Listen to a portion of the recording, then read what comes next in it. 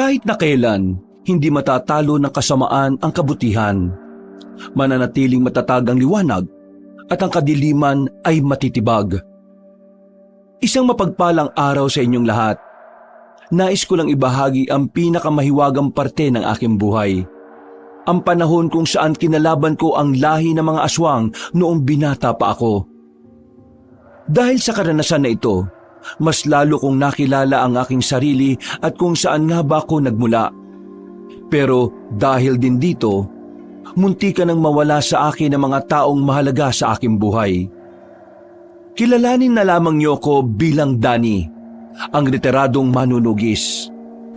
Kabanong, mga kabangers at mga kayanggaw, ito ang aking kwento.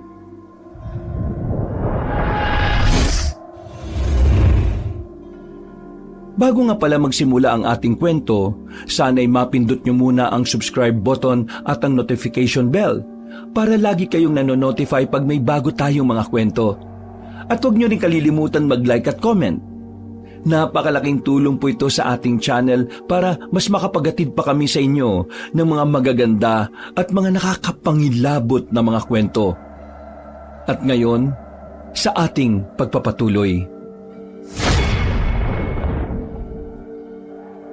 Espila!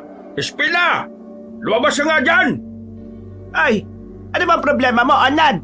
Kaaga-aga naman nagsisigaw ka na naman dyan. Ikaw ha? Namumuro ka na sa akin ha? Ha? Ano naman ang kasalanan ko sa iyo? Hindi naman kita inaano dyan ha? Ano yung nalalaman ko na kinukonsinti mo yung pagiging bakla ng anak ko? Ha? Ha? Ano kinukonsinte? Sino nagsabi sa iyo niyan? Ang sabi nila Marites, narinig ka nila na sinasabi mo kay Brando na ayos lang maging bakla at walang masama sa pagiging bakla. Sino ka ba para konsintihin ng pagiging salot niya? Ha? Yung ba kinagagalit mo? Sus, totoo naman na walang masama sa pagiging bakla, Onad. Ang mga tao lang naman ang masasama yung tingin sa mga bakla. Nakakamatay ba ang pagiging bakla, Onad? Hindi naman, di ba? Sinabi ko kay Brando na walang masama maging bakla. Ang mahalaga, wala siyang tinatapakan o inaagrabyadong tao. Ano pinagsasasabi mo? Nakakamatay ang pagiging bakla, baka hindi mo lang alam. At sa paanong paraan, Aber? Basta, ayoko maging bakla ang anak ko. At ikaw, tigilan mo na ang pakikipag-usap mo sa kanya dahil nilalason mo ang utak niya. Hindi siya bakla, barako siya. Onad naman, ano bang problema kung bakla? Matalino naman ang anak mo. Sa katunayan, di ba? Itong magkukolehiyo na siya. Ang daming nag-aagawang universidad sa kanya. Ibig sabihin, matalino ang anak mo. At dahil yon sa pagiging totoo sa sarili niya. Ano ka ba? Hindi mo naman kailangan mabahala dahil ang iba ang kasarian ng anak mo. Mabahala ka kapag yung anak mo perwisyo sa iyo at sa ibang tao. Pero hindi naman, hindi ba? Ano ikinababahala mo? Ang kinababahala ko, di yung magdudulot siya ng kahihiyan sa pamilya at sa angkan namin. Hindi mo ba talaga naiintindihan? Di lumabas din ang totoo. Wala kang ibang inaalala kundi ang iisipin sa inyo ng ibang tao. Ay, nako, Onad. Umalis ka na nga. Sumugod-sugod ka pa rito. Akala ko pa naman kung anong problema mo. Sige na, alis na. Marami pa akong gagawin. Eto, tatandaan mo, Espina, ha? Sa oras na malaman ko pa na nilalason mo ng pagiging bakla ang anak ko, pakukulong kita. At ano ikakaso mo sa akin, Aber? Basta, pakukulong kita. Ay, naka. Sige na, umalis ka na. Napapailing na lang ako ng mga sandaling yung kabanong habang pinapanood ang usapan nilang dalawa. Nilapitan ko na lang si Mama. Nakita kong ayos lang naman siya, kaya hindi na ako nag-alala. Buti na lang talaga, ugali na ni Mama na maging matatag sa mga ganong uri ng usapan. Hindi siya natitinag kahit madalas siyang minamata ng mga tao na mas nakatataas sa kanya. Isa sa mga bagay na gusto ko sa nanay ko ay ang pagkakaroon niya ng paninindigan sa paniniwala niya. Ayos ka lang ba, Ma? Ako? Ayos lang? Ay, oo naman. Bakit naman hindi? Naniniguro lang ako na hindi kayo nasaktan ng matandang yun. Sos, wala naman sa akin yon. Alam mo, hindi ako matitinag ni Onad. Tama naman kasi ang sinasabi ko. Hindi pagiging salot ang pagiging bakla. Ang pagiging salot ay ang pagkakaroon ng baluktot na kaisipan sa mga bagay na hindi natin kinasanayan. Ma, bakit ba kasi may mga taong nagiging bakla? Hindi ba sila makontento sa kung anong binigay sa kanila ng Diyos? At bakit? Hindi ka rin ba sang-ayon sa mga bakla? Hindi naman ho sa ganun, Ma. Napapaisip lang ako kung bakit yun ang pinili nilang landas. Alam naman nilang kinamumuhian ng karamihan ng mga kagaya nila. Hindi naman dahil sa hindi sila kontento, anak. Alam mo, sa dami ng nangyayari sa mundong ito, mas pipiliin mo na lang kung saan ka sasaya. Kahit na alam mo na maaring doon ka rin maging malungkot balang araw. Yon ang ginagawa nila, anak. Kontento sila sa kung sino sila. Pero may mga pagkakataon talaga na hindi yun ang bumubuo sa kanila.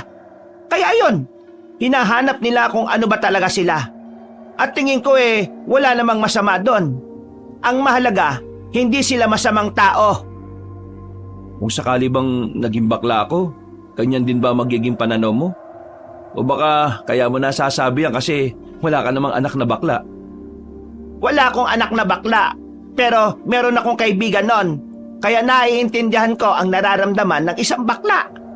Kaya ikaw hanggat walang ginagawang masama sa'yo, wala kang karapatan na husgahan ang kasarian nila. May kasabihan nga, minsan, mas lalaki pa sa lalaki ang bakla. O siya, sige na. Babalatan ko pa yung mga saging mamaya at nang mailatag na natin sa tapat ng mga turon natin. Pumasok na sa loob si Mama para asikasuhin ang munti naming negosyo. Nagtitinda kasi kami ng turon sa tapat ng bahay namin. Isa yun sa naging hanap buhay at pinagkukunan namin ng pangkabuhayan. Malakas-lakas din naman ang turon sa amin. Meron din kaming mga kakilala na inaasahan namin sa paglalako. Kaya kahit nasa bahay lang kami, kumikita pa rin kami. Bandang hapon, nakahanda na ang mga turon. Pagtikim ko sa turon ay napapikit ako sa sarap. Sakto lang ang pagkakatamis. Hindi rin matigas ang saging. Nailaga siya na maayos. Ihanda mo na mga bilao dyan Paparating na si Boyet at Nene. Si Gemma naman bukas na raw maglalako kasi masama ang pakiramdam. Ma, ako na lang kaya maglako ngayon ng isang bilao. Sayang din kasi. Hindi na, anak. May nilalatag naman tayo dyan sa tapat kaya hindi mo na kailangan gumala-gala pa. Kaya nga tayo nagkaroon ng tagalako Ayos lang, Ma. Wala naman pa akong ginagawa rito sa bahay. Kaysa naman nakaupo lang ko dyan sa tapat. Gagalaw-galaw din ako para may mapaglibangan din ako habang inihintay ko pa yung tawag sa trabaho sa Maynila. Sinasabi mo bang gagawin mong regular ang paglalako ng turon? Bakit naman hindi? Turon kaya ang nagpatapos sa akin sa kolehiyo. Hindi ka ba nahihiya na nagtapos ka ng kolehiyo tapos makikita ka ng mga dati mong kaklase na nagtitinda lang ng turon? Bakit naman ako mahihiya? Nagtatrabaho naman ako ng marangal. Ang mahalaga, wala akong tinatapakan at inaagrabyadong tao. Siya sige, sabi mo Inihanda na namin ang mga turon na ititinda sa tapat at ang ilalako ni Boyet at Nene. Ang isang bilao, kinuha ko at saka inilako sa labas. Sa unang street pa lang ay meron ng mga bumili sa akin. May mga nakakakilala rin naman kasi sa akin kahit na hindi naman ako madalas gumala. Uy, pre! Oh, Vito! Ano yan? Turon, tara bili ka. Turon. Busog pa ako Kakakain ko lang sa bahay. Naglalako ka rin pala niyan ngayon? Oo boring na ako. Tagal tumawag ng trabaho sa Maynila Tinutulungan ko na lang muna si Mama habang wala pa akong ginagawa. Ang bait-bait mo naman palang anak. Siyempre naman pero anong kailangan mo kung hindi ka naman bibili? Pwede ka bang sumama sa amin mamayang gabi? Sumama saan? Bakit gabi? Pagka maingay sa sasabihin ko Mangako kang wala kang pagsasabihan. Walang iya. Nagdodroga ka na ba? Baliw! Hindi no! Nagnanakaw ka na? Ha? Mas lalong hindi! Ano nga ba kasi? Si Tropa, si Brando, may sinalihan kasi siya. Na alin? Sindikato? Para ka namang siraulong kausap eh. Sige na nga kasi, pabitin ka pa eh. Meron kasi siyang sinalihan na Miss Gay. Alam mo naman na hindi pwedeng malaman ni Mang Onad yun, di ba? Baka pwedeng sumama kang manood. Wala kasing manonood sa kanya eh. Malaki-laki raw ang premyo. Sayang naman kung hindi siya mananalo. Kailangan ba talaga ng may nanonood? Aba oo naman. Para naman ganahan siyang rumampa, di ba? Para may audience impact. Sige. Ano bang oras yan? Ayos. Mga bandang 9:00 dapat nasa bayan na tayo. Ay, siya nga pala. Kasama rin natin si Eping. Nakakausap ko na siya. Di sige, mas maganda yan. Pero pre, tanong ko lang napapansin ko kasi sobra yung pagiging mabait mo kay Brando May namamagitan ba sa inyong dalawa? Ha? Wala buang. Tinutulungan ko lang siya kasi ako lang naman ang kaibigan na meron siya eh. At saka, mga bata pa lang kami, pagkaibigan na kami. Bago ko pa kayo makilala ni Eping. Kami talaga yung lagi magkasama nun. Oo nga naman pala. O paano? Mamayang gabi Nang umalis na si Vito, ay ipinagpatuloy ko na ang paglalako ng turon. Mga bandang 5:00 pa lang ay naubos na ang tinda ko. Pinuntahan ko rin kasi ang 2 baryo na malapit lang din naman sa amin. Mabilis na ang mga oras. Sumapit na rin ang gabi at nagpaalam ako kay Mama at pinayagan naman niya ako. Pinuntahan ko kagad si Vito. Nakasalubong ko naman siya na kasama na si Epeng. Kailangan na natin magmadali. Siguradong nasa bayan na si Brando. Kailangan ko ba talaga sumama? Oo naman, para kumpleto tayong 3. Sama ka na. Kaysa naman nakikipagsuntukan ka lang sa bilyaran kasi wala ka namang maibayad sa pusta. Nakipagsuntukan na naman to? Oo, may dayo kasi kanina tapos hinamon niya ng laro. Wala naman pala siyang pera. Ang tawag doon, pakikipagsapalaran, diskarte. Buang ka. Mapapahama ka sa ginagawa mo eh. Ayos lang. Kaya ko naman ang sarili ko eh. Bakit kaya walang dumadaan na tricycle ngayon? Kanina pa tayo dito sa gilid ng kalsada pero saka naman walang naadaan. 8:00 na rin kasi. Alam mo naman kapag ganitong oras mga tricycle dito sa atin gumagarahe na. Lakarin na lang natin papuntang terminal. Maaga pa naman 20 minutos lakaran lang papuntang terminal. O sige, tara. Sige, tara. Kaysa abutin tayo ng siyam-siyam dito. Hindi pa kami nakakalayo ay nakasalubong naman namin si Mampulong, ang matandang palagi naming nakikita sa gubat para manguha ng mga tuyong kahoy. Ginagawa niya kasi yung uling na siya rin naman niyang binebenta. Hindi ko siya gaanong kilala dahil bago pa lang siya sa amin. Sa pagkakatanda ko, mag-1 taon pa lang siya sa baryo. Mag-aiha, saan ang punta niya? Ay, sa bayan po. Wala kasi kaming masakyan kaya lalakarin na lang namin papuntang terminal. Ang mga tricycle kasi na umaabot dito sa atin ay hindi na muna tumutuloy rito. Kaya yan, kapag ganitong oras walang masakyan. Hindi tumutuloy? Bakit? Nangyari? Hindi pa ba nakakarating sa inyo ang kwento-kwento? Alin pong kwento? May isang tricycle driver kagabi na napaliko at napabalik kasi meron daw siyang nakitang malaking aso. Kulay itim. Yung tangkad hanggang dito, hanggang dibdib ko. Tapos, namumula raw ang mga mata ng aso at umaangil ng malakas. Ang sabi naman nila, aswang daw. Aswang? Oo, aswang. Kaya nga natakot yung tricycle driver. Kubabig. Kinuwento niya sa mga kasabahan niya. Kaya ngayon, hanggang terminal na lang sila. Hindi na sila nadiretso dito sa atin. Bata pa tayo nung may huling aswang na namatan dito sa atin Meron na naman pala ngayon? Hindi naman siguro nawawala ang mga yan. Sadyang hindi lang talaga natin sila makita kasi parang tao na rin sila kung mamuhay. Pero kung maglalakad pala kayo, heto, dalhin nyo ito. Ano yan? Mga pinatuyong dahon ng makahiya. Mabisang pangontra sa aswang. Kapag hawak nyo yan, mag-aalangan silang lumapit. Sige na, dalhin nyo na. Wala namang masama kung maniniwala. Kinuha ni Vito ang maliit na supot ng tela kung saan nasa loob ang makahiya. Nagpasalamat din naman kami sa kanya. Alam ko naman na hindi 100% na naniniwala kayong may aswang. Pero mga iho, totoo sila. At dapat anumang oras, handa kayo sakaling bigla silang umatake. Tandaan niyo, mas lamang ang may alam. At ang mga taong mangmang, sila ang unang napapahamak. Sige ho, maraming salamat po. Kung sakali mang makasalubong namin ng aswang meron na kaming proteksyon. Huwag niyong hahayaan na mabasa ang makahiya. Mawawala ang bisa niya. Kaya kapag umulan, ibalot niyo sa plastic. O paano?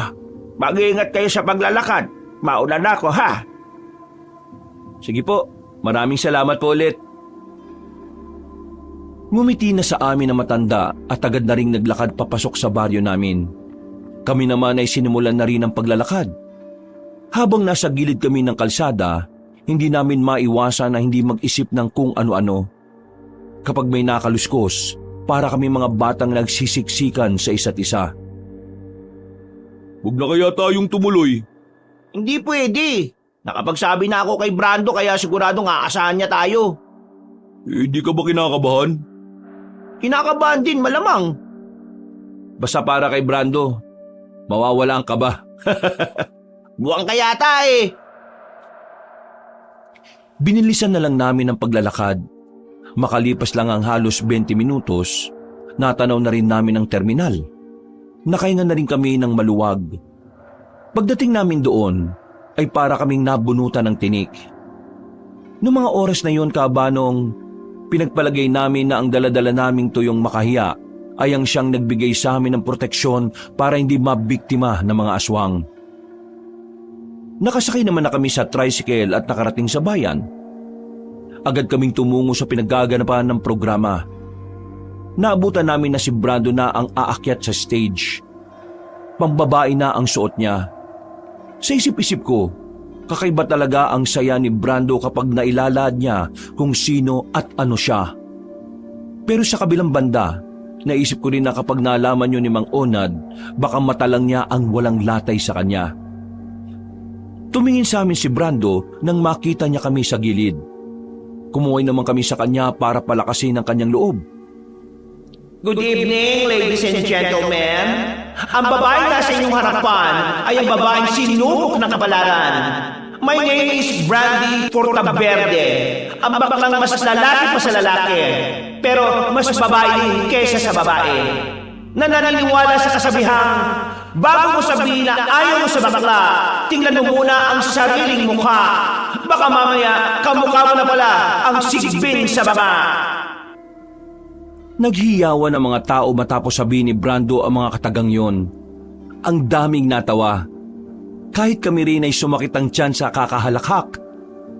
Makalipas ang 1 oras na panonood namin doon, dumako na rin sila sa mga tanong na kailangan nilang sagutin. Tinawag si Brando at parabang wala man lang siyang nararamdaman na kaba kahit na siya pa ang unang tatanungin. Ano sa palagay mo ang maaaring mayambag ng isang bakla sa isang lipunan na puno ng paghuhusga? Thank you for that wonderful question. Bilang isang bakla, isa sa mga pwede kong maging ambag sa lipunan ay ang pagiging mabuti at responsableng bakla. Dahil naniniwala po ako na kapag ang isang bakla ay may magandang layunin sa kanyang buhay, may malaking tsansa na maging matagumpay siya sa hinaharap. At kapag nangyari yun, maaari siyang makatulong sa kanyang sarili, sa kapwa at sa lipunan. Sa pamamagitan ng pagbabahagi ng kanyang talino, tulong at pagmamahal.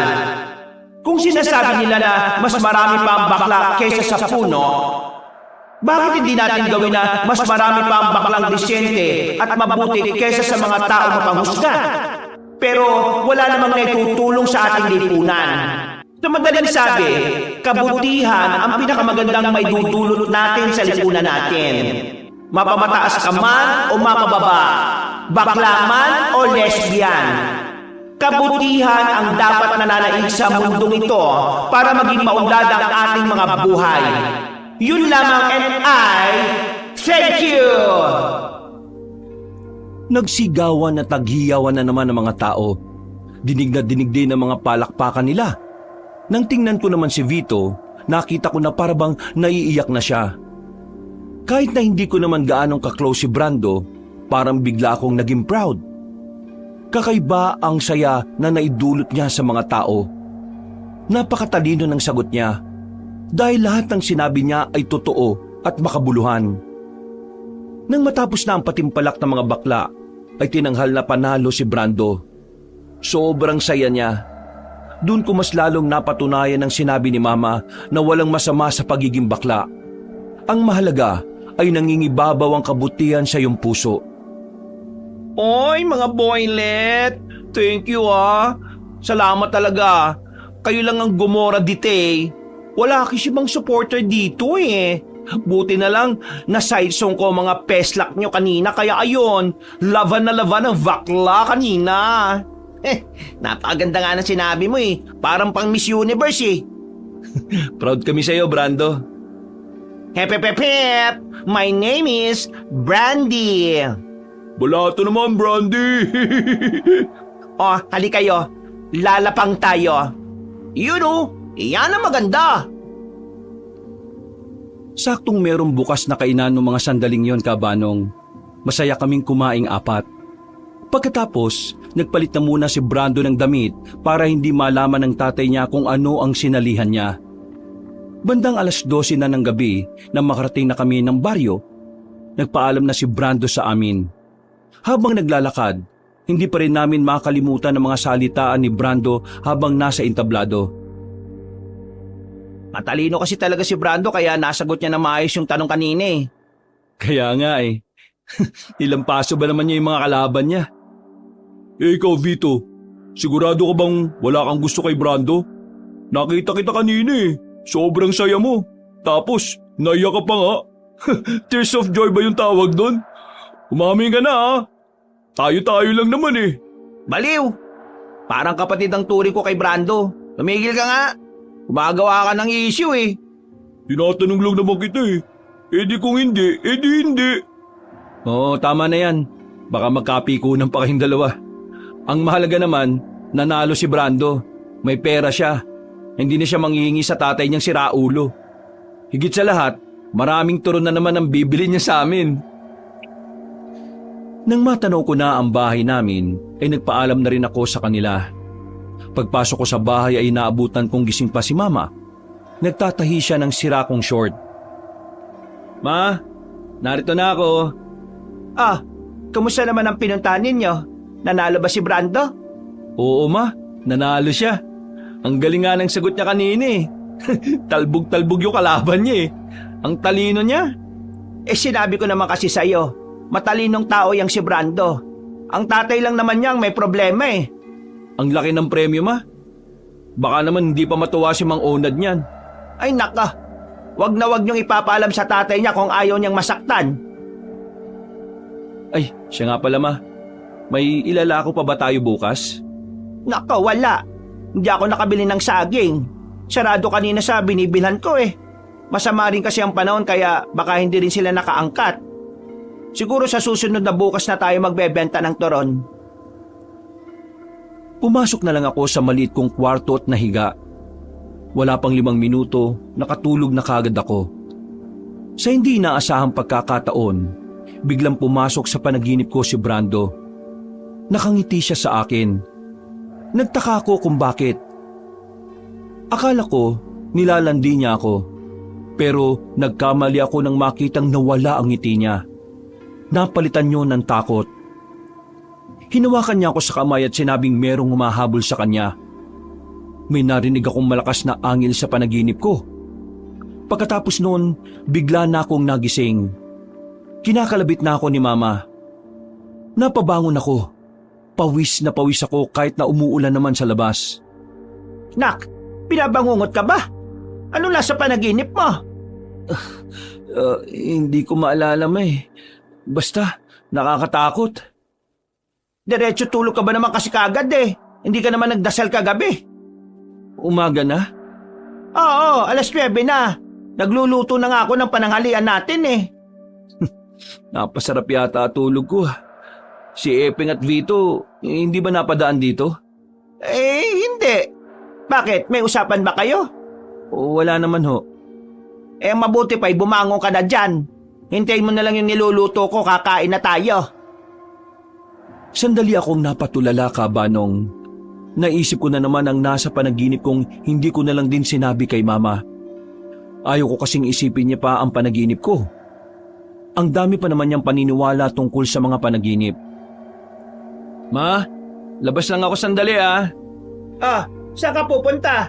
Malapit na maluto to. Diyan lang po. Pupuntahan ko lang po si Epeng at si Vito. Bilisan mo. Mamaya kakain na tayo. Ay, magpayong ka ha? Palabas na sana ako ng bahay namin nang makita kong tumatakbo si Brando palapit sa amin. Pero bigla siyang naabutan ni Mang Onad nang nasa bakuran na namin sila. Nagulat kami ni Mama kaya agad din kaming napalabas ng bahay. Walang yakang bakla ka! Akala mo ba hindi ko malalaman? Sinabi sa akin ng kumpare ko na nakita kanila sa bayan. Nakasuot ng pambabae at kumikere-kerending pa. Bakit? Anong gagawin mo? Magpapakampi ka sa kanila? Putra naman. Bakit ba ayaw mo na lang Akis maging happy-happy? Sige na putra Happy-happy? Tapos ano? Ako naman ang nasisira sa mga kakilala ko at sa angkan natin? Tumigil ka na sa kabaklaan mo, Brando! Umayos ka! Magpakalalaki ka! Ikaw lang ang nag-iisang anak ko! Kaya ang gagawin mo, dapat makapag-asawa ka para mas kumalat pa ang lahi natin! Are ko naman, putra. Don't hila-hila my hair naman. Anad, tigilan mo nga yung ginagawa mo sa anak mo. Alam kong ayaw mo sa kasarian ng anak mo pero hindi rin naman tama kung mananakit ka ng ganyan. Manahimik ka, Espina! Wala kang pakialam! Problema ng mag-ama to! Wala kang karapatang makisali dito! Anong walang karapatan? Nasa loob kayo ng bakuran namin. At bilang isang residente sa baryo na ito na ayaw sa karahasan, may karapatan akong sawayin ka dahil hindi tama ang ginagawa mo. Kura ka dyan, Mother Earth. Walang puwang sa universe ang violence. No sa karahasan. Yes for peace. Tumigil ka sa pagsasalita mo ng bakla! Ikaw talaga, Brando, babangaso ko talaga ng malala yung mukha mo nang magtanda ka eh. At ikaw naman, Espina, huwag kang makikialam. Ang pakialaman mo, yung anak mo, pwede? Paano mo natatawag ang sarili mo na ama kung hindi mo naman kayang mahalin ang sarili mong anak? Mas nakakahiya ka! Tanga ka ba talaga? Bakit hindi ka makaintindi? Huwag kang makialam! Sandali Anong sinabi mo sa nanay ko? Tanga? Hindi ba mga tao na hirapang intindihin ng mga simpleng bagay ang tawag sa kanila ay tanga? Aba, magdaan-daan ka sa pananalita mo, Mang Onad. Marunong akong gumala sa matanda pero kapag nanay ko ng agrabyado papatol ako kahit matanda ka. Aba, pinagbabantaan mo ba ako? Hindi po ako nagbabanta, Mang Onad. Bakit? Natatakot ka na ba? Ano ba pinagmamalaki mo? Nakakaawa ka! Napalingon kami nang marinig namin ang tinig ng isa pang matandang lalaki. Nakita namin si Mampulong na hindi naman namin namalayan na naroon na pala. Nakangiti siya kay Mang Onad pero parang nanloloko ang ngiti niya kaya nasaragad ang ama ni Brando. Ano sinabi mo sa akin? Nakakaawa ka. Gusto mo bang malaman kung bakit? Ay bakit? Sino ka ba? Bago ka lang dito, hindi ba? Nakakaawa ka kasi hindi mo kayang maging matapang para sa anak mo. Hindi mo kayang maging maangas para humarap sa iba at depensahan ang nag-iisa mong anak. Kaya ang ginagawa mo, pinipilit mong ayusin siya kahit wala namang problema sa kanya. Nasa sa iyo ang problema pero hindi mo napapansin. Sa madaling salita, ikaw ang duwag. Aba, arantado ka pala eh. Bakit ka ba nakikialam? Ilang beses na kitang nakikitang nananakit ng anak. Ngayon, hindi ko napapalagpasin dahil bukod sa anak mo, meron ka pang tinatarantadong iba. Sandaling binitiwan ni Mang Onad ang anak niya. Galit itong lumapit kay Mang Pulong. Akmang hahawakan niya sana si Mang Pulong sa kwelyo pero nagulat siya sa nangyari. Hinila ni Mang Pulong ang kamay niya at saka binagsak sa maputik na lapag. Aray ko naman! Ay, Pudrakels! Ayos ka lang ba? Huwag mo akong hawakan, bakla ka! Sa susunod, kung mananakit ka ng anak, dapat kaya mo ring manakit ng mas malakas at mas maangas kesa sa iyo. Hindi yung matapang ka lang kapag alam mong hindi lalaban ang kaharap mo. Ikaw naman, mag-isip-isip ka na. Hindi ganitong ama ang dapat mong pinakikisamahan. Naglakad na palayo si Mang Pulong. Si Mang Onad naman, nakahawak sa balakang ng bumangon. Basa na ang katawan. Tumingin na muna siya ng masama sa amin ni Mama, pero agad na ring naglakad paalis. Halika rito, Brando. Basang-basa ka ng ulan, no? Baka magkasakit ka pa. Pinapasok na muna namin sa bahay si Brando, habang ako naman nanatiling nakatingin sa papalayong si Mang Pulong. Namangha kasi ako sa ginawa niya. Parang napakadali lang sa kanya ng ginawa niya kay Mang Onad. Pinahiram ko na muna ng damit si Brando. Hindi na muna siya pinabalik ni Mama sa kanila. Natitiyak kasi namin na mabubugbog lang siya ulit ni Mang Onad. Mga ilang sandali lang, medyo humina na rin ang ulan. Sabay-sabay na rin kaming kumain. Pagkatapos, nagpaalam sa amin si Brando na may pupuntahan lang na ibang lugar. Ikaw na muna rito sa bahay, ha? Ako naman pupuntahan lang si Maring Mara. Titingnan ko kung makakapagbagsak na sila ng saging mamaya o bukas. Naiwan ako mag-isa sa bahay, Kabanong.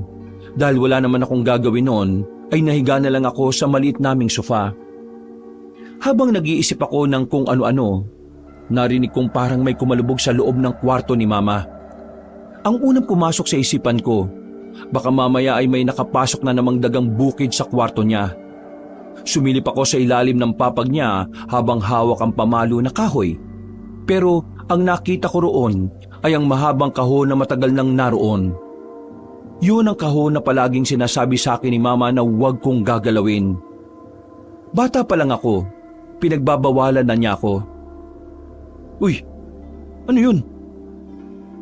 Laking gulat ko nang biglang umuga ang kahon. Para bang merong gumagalaw sa loob.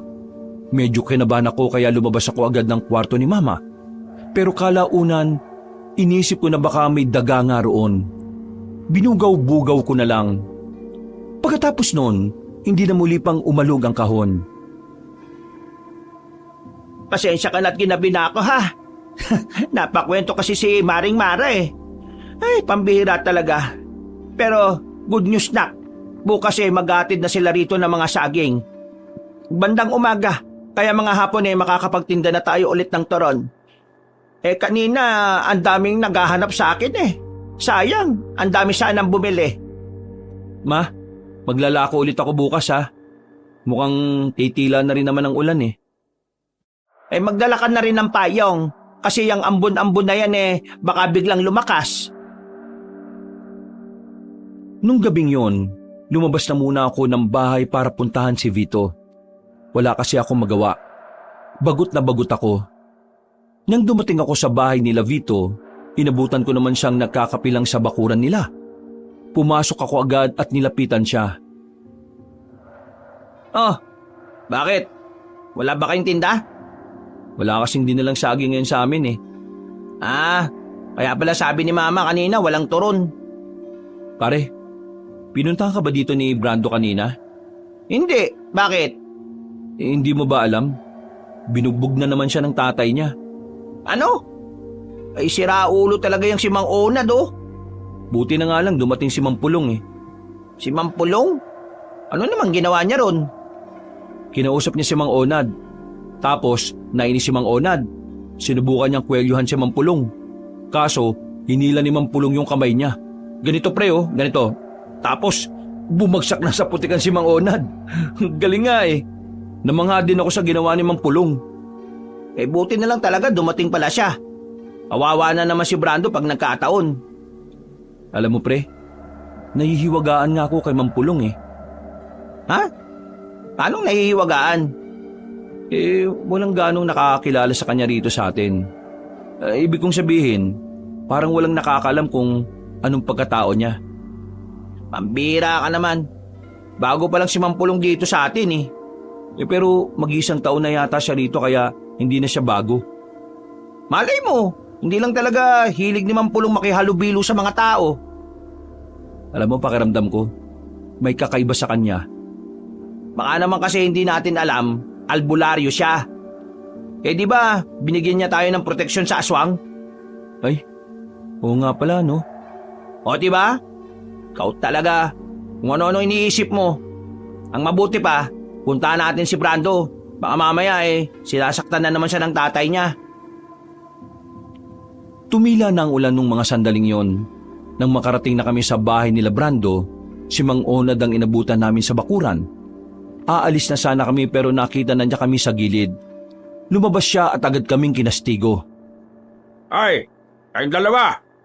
Alam kong alam nyo kung nasaan si Brando. Sabihin nyo na sa akin. Wala ho nga kaming alam eh. Nandito nga po sana kami para kausapin si Brando. Anong walang alam? Imposible. Lalo ka na. Ano nga ba pangalan mo? Vito? Di ba madalas kang kasama ng anak ko? Sabihin mo sa akin kung nasaan siya. Pasensya na po talaga pero wala po talaga akong nalalaman kung nasaan siya. Hinahanap nga po namin siya eh.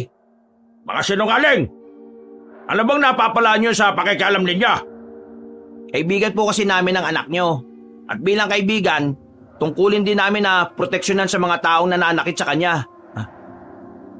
Tungkulin din namin na proteksyonan siya sa mga taong nananakit sa kanya. Nagpaparinig ka ba? Oh, ayun na si Brando oh. Dumating si Brando pero hindi ito nagsalita. Tumingin lang siya sa amin sandali. Ang kanyang muka'y nababahala, para bang takot na takot, namumutla.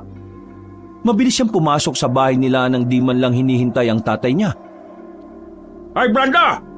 Kinakausap ba kita? Huwag mo akong talikuran! Pre, hindi tayo pwedeng pumasok dyan, baka makasuhan pa tayong trespassing. Bumuntong hininga na lang si Vito. Kahit gustuhin namin kausapin si Brando ay wala rin naman kaming magagawa. Habang naglalakad, hindi mawala-wala sa isipan ko ang reaksyon ng mukha ni Brando. Bagay na gumugulo din sa isip ni Vito. Nakita mo ba kanina? Parang takot na takot si Brando. Oo nga eh, napansin ko rin yan. Nagtataka nga rin ako. Para siyang may kinatatakutan eh. Kapag nagkaroon ako ng pagkakataon, itatanong ko sa kanya kung anong problema. Umuwi na lang kami nung sandaling yon. Maraming araw pa ang nakalipas. Gumanda-ganda na rin ang panahon. Kaya naman marami-rami na rin kaming nabebenta. Sa mga nakalipas na araw, himalang hindi namin nakikita si Brando sa labas. Isang bagay na nakakapanibago sa kanya.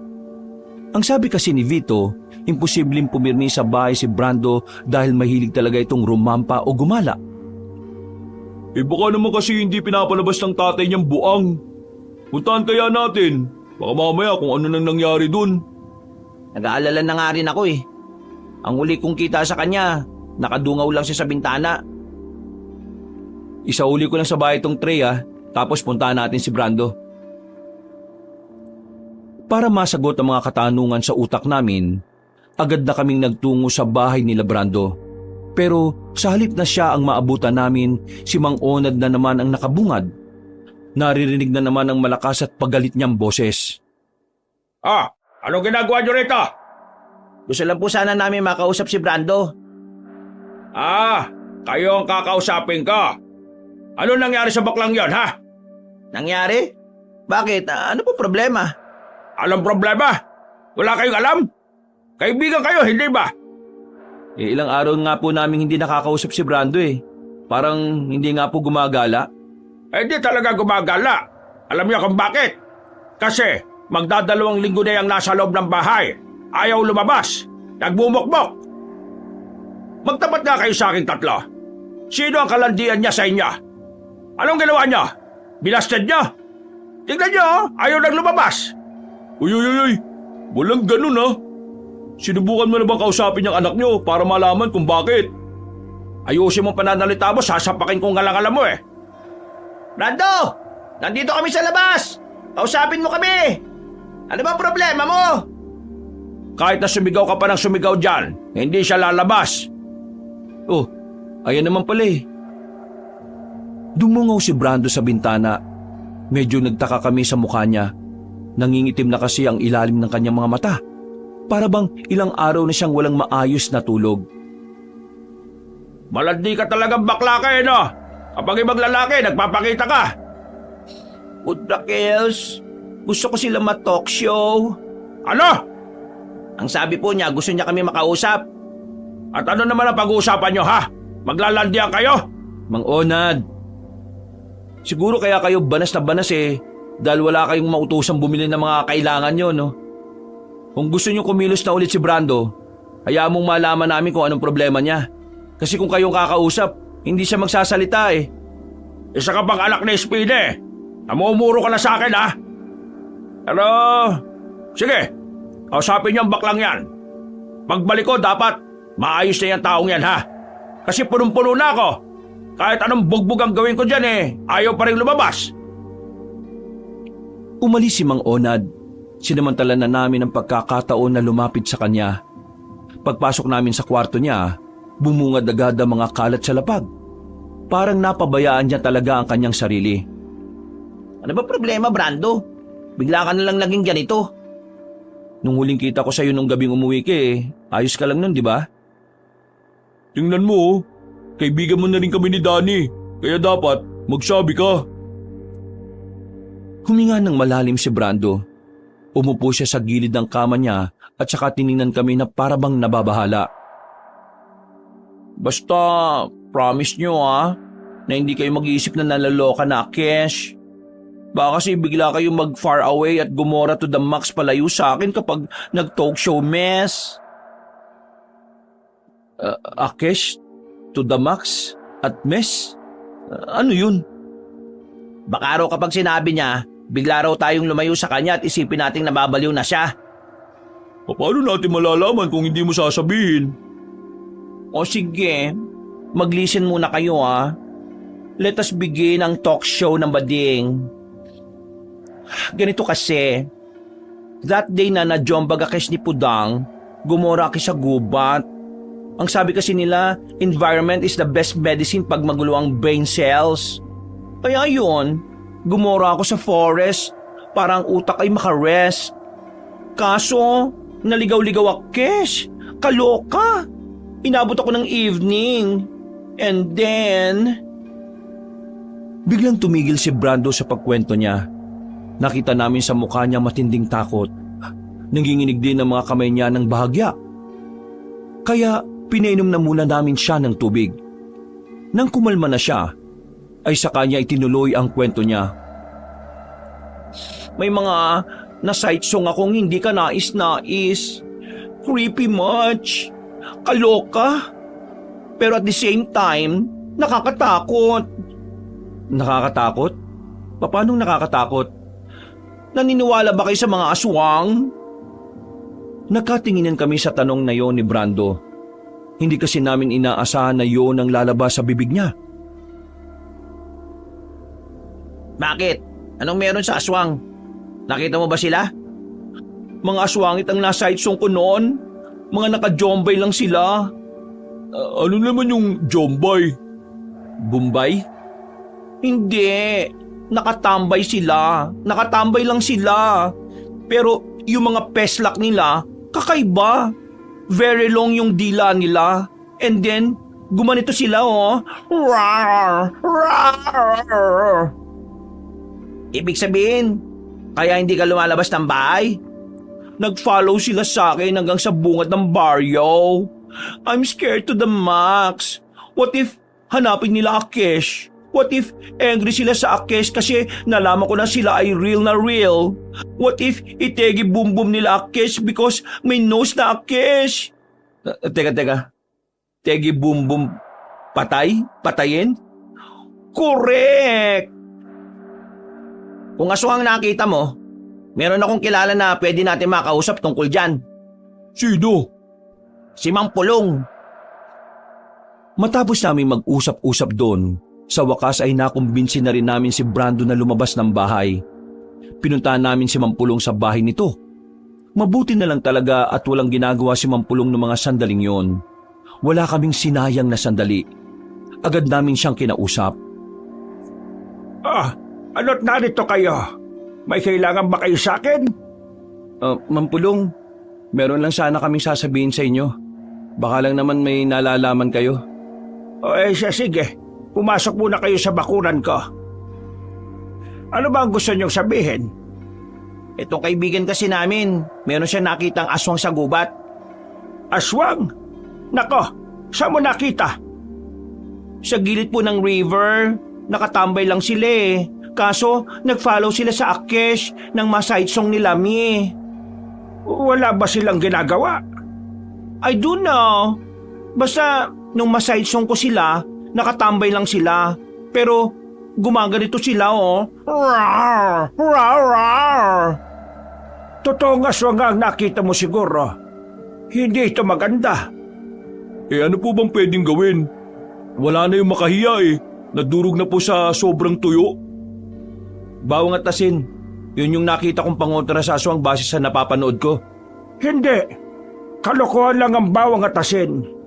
Isa yun sa maling pagkakaunawa ng mga tao sa mga aswang. Hindi talaga sila tinatablan ng bawang at asin. Marami akong alam na pangontra. Yon ang mas mabisa. Mampulong, albularyo ka ba? Hindi ako albularyo, pero meron akong kilala. Sa kanya ako kumukuha ng mga ideya. Ano hong gagawin namin? Susundin niyo lahat ng sasabihin ko. Kapag sinunod niyo, walang makakalapit sa inyong aswang. Ipapakalat ko na rin sa ibang tungkol dito para makapaganda rin sila. Maraming sinabi sa amin si Mampulong tungkol sa mga pangontra sa aswang. Pero ang pinakamas mabisa raw at madali naming magagawa ay ang pagdadala ng dugo ng manok na nakalagay sa plastik. Isasabit daw namin sa bewang o kaya naman pwede ring gawing kwintas. Mabilis na kumalat sa buong baryo namin ang tungkol sa aswang. Pero walang nakakaalam na si Brando ang nakatuklas doon. Pinakalat na lang ni Mampulong na siya ang nakakita. Pinaniwalaan naman siya ng karamihan dahil kilala siya bilang matinong tao sa amin. Makalipas ang 4 na araw, halos lahat ng tao sa amin ay may daladala ng dugo ng manok. Nababalot na rin ng takot ang iba kahit na wala pang namamata ang aktwal na aswang. Bakit ayaw nyo ma? Yun naman daw ang mabisang pangontra sa mga aswang. Magkarap kami ni Mama sa hapagkainan nung tanghaling yon. Hindi ko maintindihan si Mama kung bakit ayaw niyang gumamit ng dugo ng manok bilang proteksyon sa aswang. Parang siya na nga lang ang walang daladalang ganon. Sapat na sa akin ang asin at bawang. Yon ang pinakamabisa. Hindi nga raw ho tumatalab sa mga aswang yun eh. At sino naman ang nagsabi niyan? Si Mampulong. Naniwala ka naman. Kasi meron daw siyang kilalang albularyo eh. Sa akin ka maniwala. Bakit ma? May karanasan rin ba kayo sa aswang? Ang lolo mo, meron. Marami siyang karanasan. At saksi ako roon. Dahil bata pa lang ako, ilang beses na akong nakakita ng aswang. Dito mismo sa lugar natin. Ibig sabihin, totoo pala talagang may mga aswang dito noon pa? At teka, bakit ngayon yun lang ikinukwento to sa akin, ma? Kasi, ngayon ko mas nakikita na maintindihan mo ko. Kung hindi naman pumutok ang problemang ito, hindi ko naman ito sasabihin sa iyo. Ma, anong nalalaman mo sa aswang? Sabi mo naman sa akin, oh. Maraming aswang dito, pero dahil sa mga taong nagtulong-tulong na palayasin sila, ay hindi na muli yung nagpakita pa. Ngayon, hindi ko alam kung bakit bigla na lang silang lumitaw. Kaya ikaw, Danny, maniwala ka sa akin. Mas mabisa ang bawang at asin, lalo na kung pagsasamahin. Pero kung sakaling totoo ngang mabisa rin ang dugo ng manok, hindi naman kita pipigilan kung gusto mo rin gamitin. Kung sa bagay kasi, makalumang proteksyon na rin ang bawang at asin.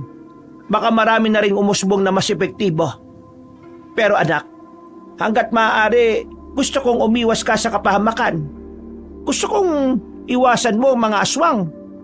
Kung sakali makaengkwentro mo sila umiwas ka. Tumakbo ka. Ang mahalaga sa akin ay ligtas ka. Naintindihan mo ba ako? Sige po, ma. Magbabaon na lang din po ako ng bawang at asin para sigurado na rin. Ngumiti na lang sa akin si mama at nagpatuloy na rin kaming kumain. Pagkatapos, lumabas na muna ako para sana puntahan si Vito at Epeng.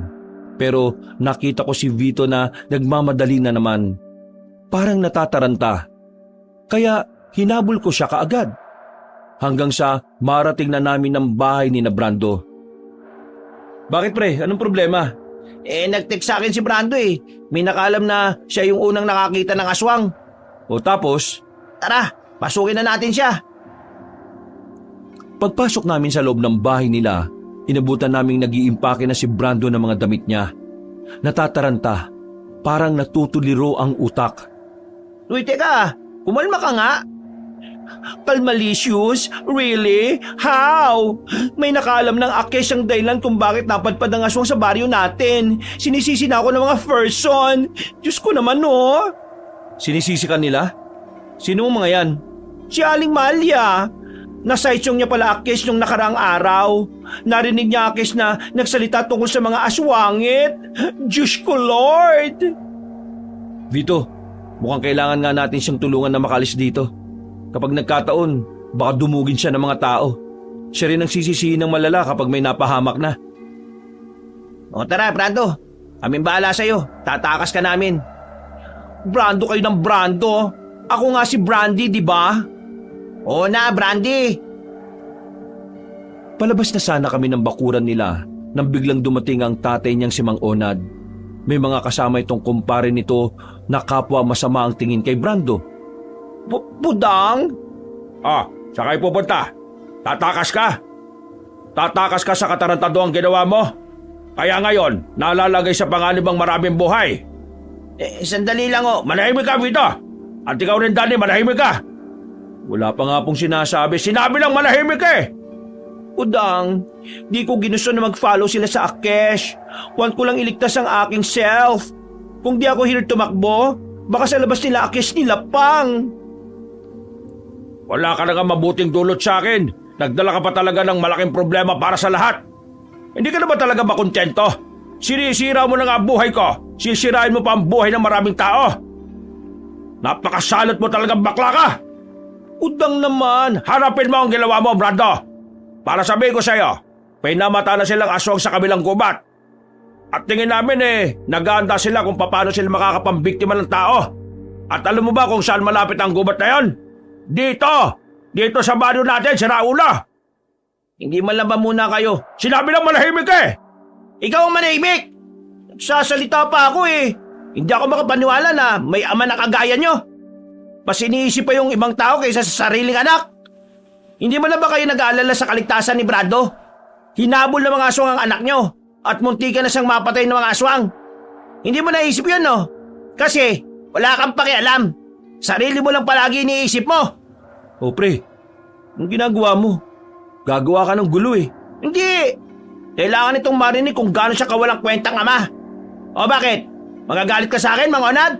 Totoo naman Mula nang lumabas ang tungkol sa aswang, mas lalong lumitaw na kahit na kailan, hindi ka naging mabuting ama dito kay Brando Pero kung makapagkwento sa ibang tao, kala mo kung sino kang dakilang ama. Hindi ko na gusto sinasabi mo, Vito Umalis ka sa harapan ko at hayaan mo kung disiplinahin ang sarili kong anak. Mas kailangan mo disiplinahin ang sarili mo kaysa kay Brando.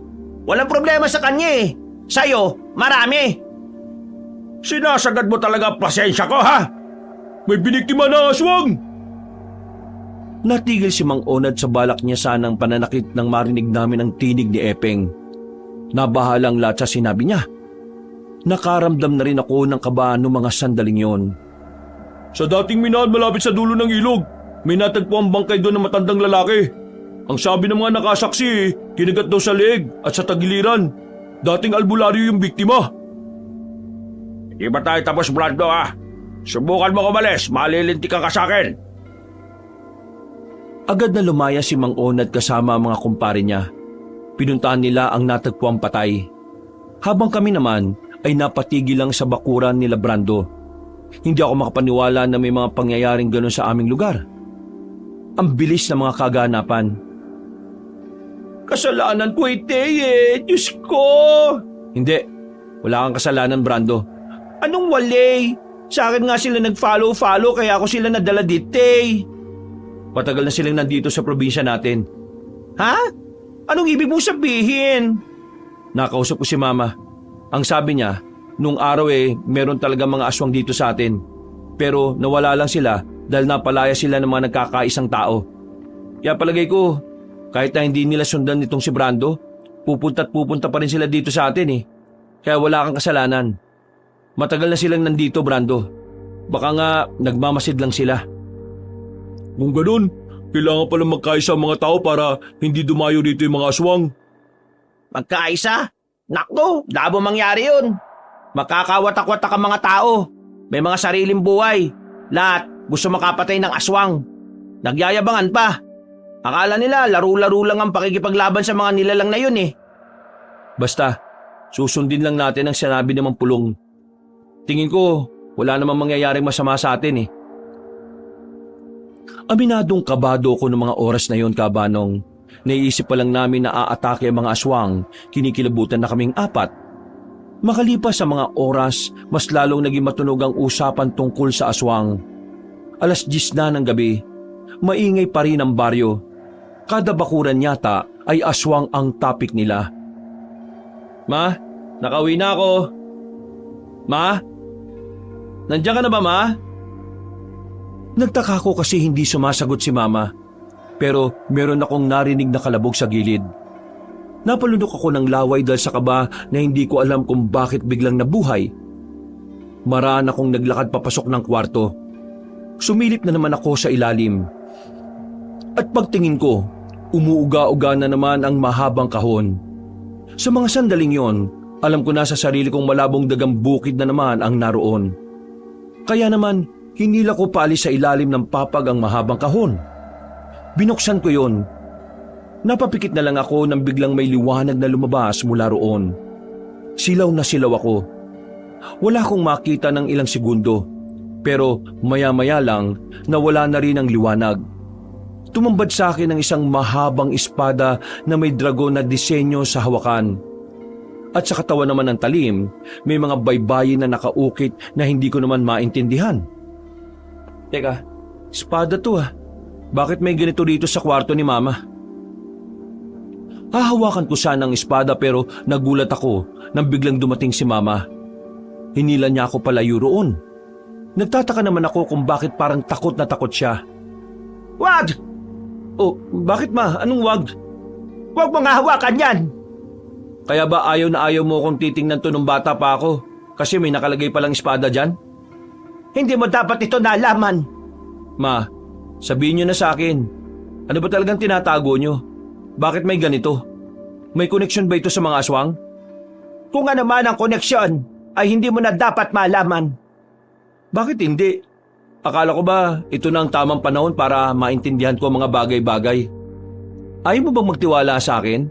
Bakit ayaw mong ipahawak sa akin ang espadang yan? Dahil sa oras na mahawakan mo ang espadang yan, hindi ka na makakatras sa kapalaran na naghihintay sa iyo.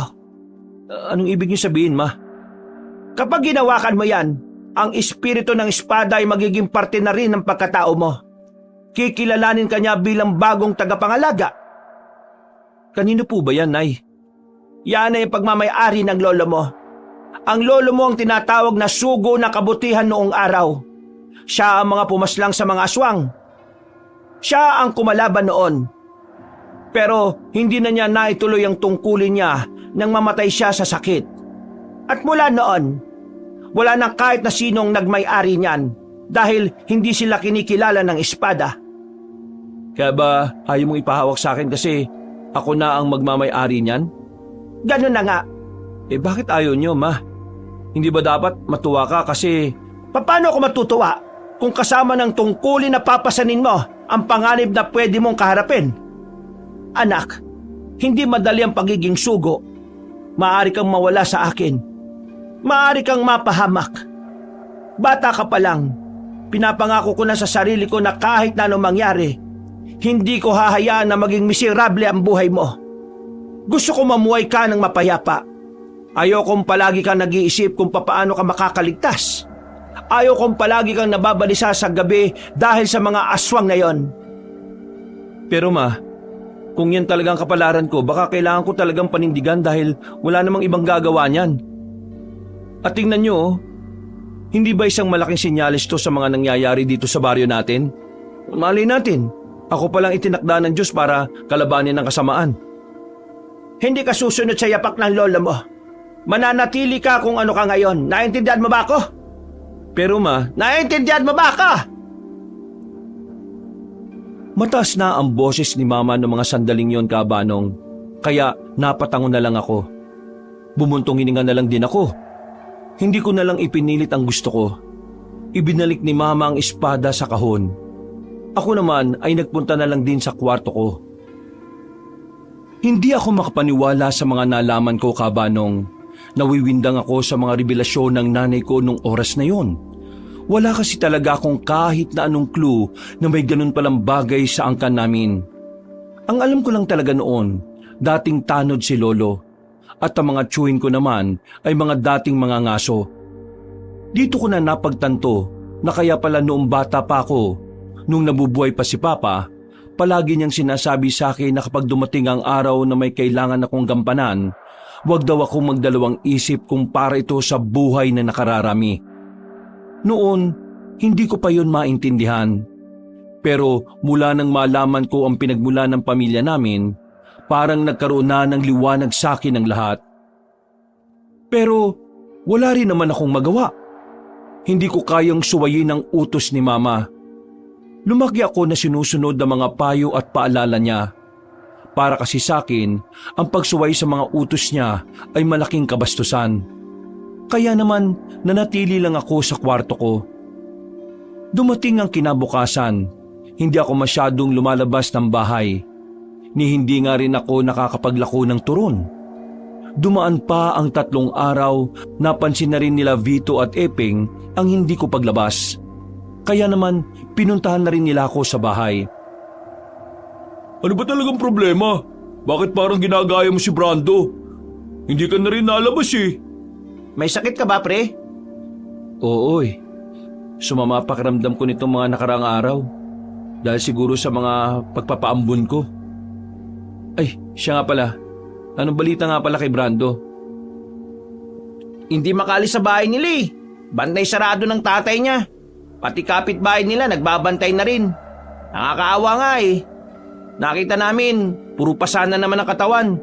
Binugbog na naman siguro. Paano hindi bubugbugin? Nitong nakaraan, may mga taong nagpunta sa kanila at pinagmumura si Brando. Sinisisi pa rin siya kung bakit may mga aswang dito sa atin. Kailangan ko na talagang gumawa ng paraan. Gumawa ng ano? Ha? Wala. Ang sabi ko, kailangan ko ng kumilos. Nakakabagot na rin kasi kapag nandito lang sa bahay eh. Ang mabuti pa, sumama ka na lang sa amin. Pupunta kami kay Mang Pulong. Lumabas kami ng bahay. Habang naglalakad kami sa kalsada, napansin ko ang mga kabahayan na may mga pula na sa pintuan. Nagsalubong ang kilay ko dahil sa pagtataka. Pero ayon kay Vito at Epeng, nagsasaboy na raw ng dugo ang mga tao sa harapan ng bahay nila. Yun ay para hindi raw makalapit ang mga aswang sa mga bakuran. Sa puntong yon, kahit na wala pang dumarating na aswang sa amin, nararamdaman ko na parang unti-unti nang nagiging seryoso ang sitwasyon. Naalala ko na naman tuloy ang espada. Napapaisip ako kung ano nga ba ang pwedeng magawa ng espadang yon laban sa mga aswang. Isa rin sa iniisip ko ay kung kakayanin ko ba talagang harapin ang mga aswang gamit ang espada ni Lolo. Uy, tinatanong ka ni Epeng. Utang ka na naman kanina pa. Nakadroga ka ba, pre? Baliw, hindi. May iniisip lang ako. Sigurado ka bang ayos ka lang ha? Kasi kung hindi, magpahinga ka na muna sa inyo. Oo nga, para din naman wala ka rito eh. Ayos nga lang ako. Huwag niyo ako intindihin. Ilang sandali pa'y narating na rin namin ang bahay ni Mampulong. Hindi namin siya natanaw sa bakuran. Nakasarado din ang pintuan niya. Makailang beses kaming kumatok pero walang tumutugon sa amin. Wrong timing. Baka umalis si Mampulong. Ano ba kasing sasabihin niyo sa kanya? Kakusapin lang namin siya tungkol sa paggawa ng sandata laban sa mga aswang. Kailangan na rin nating maganda siyempre. Baka lang naman may alam si Mampulong. Diba sabi niya meron siyang kakilalang albularyo? Hintayin pa natin saglit. Baka dumating na rin yun. Tumambay na muna kami sa gilid ng bakuran. Halos 1.5 oras din kaming naghintay roon.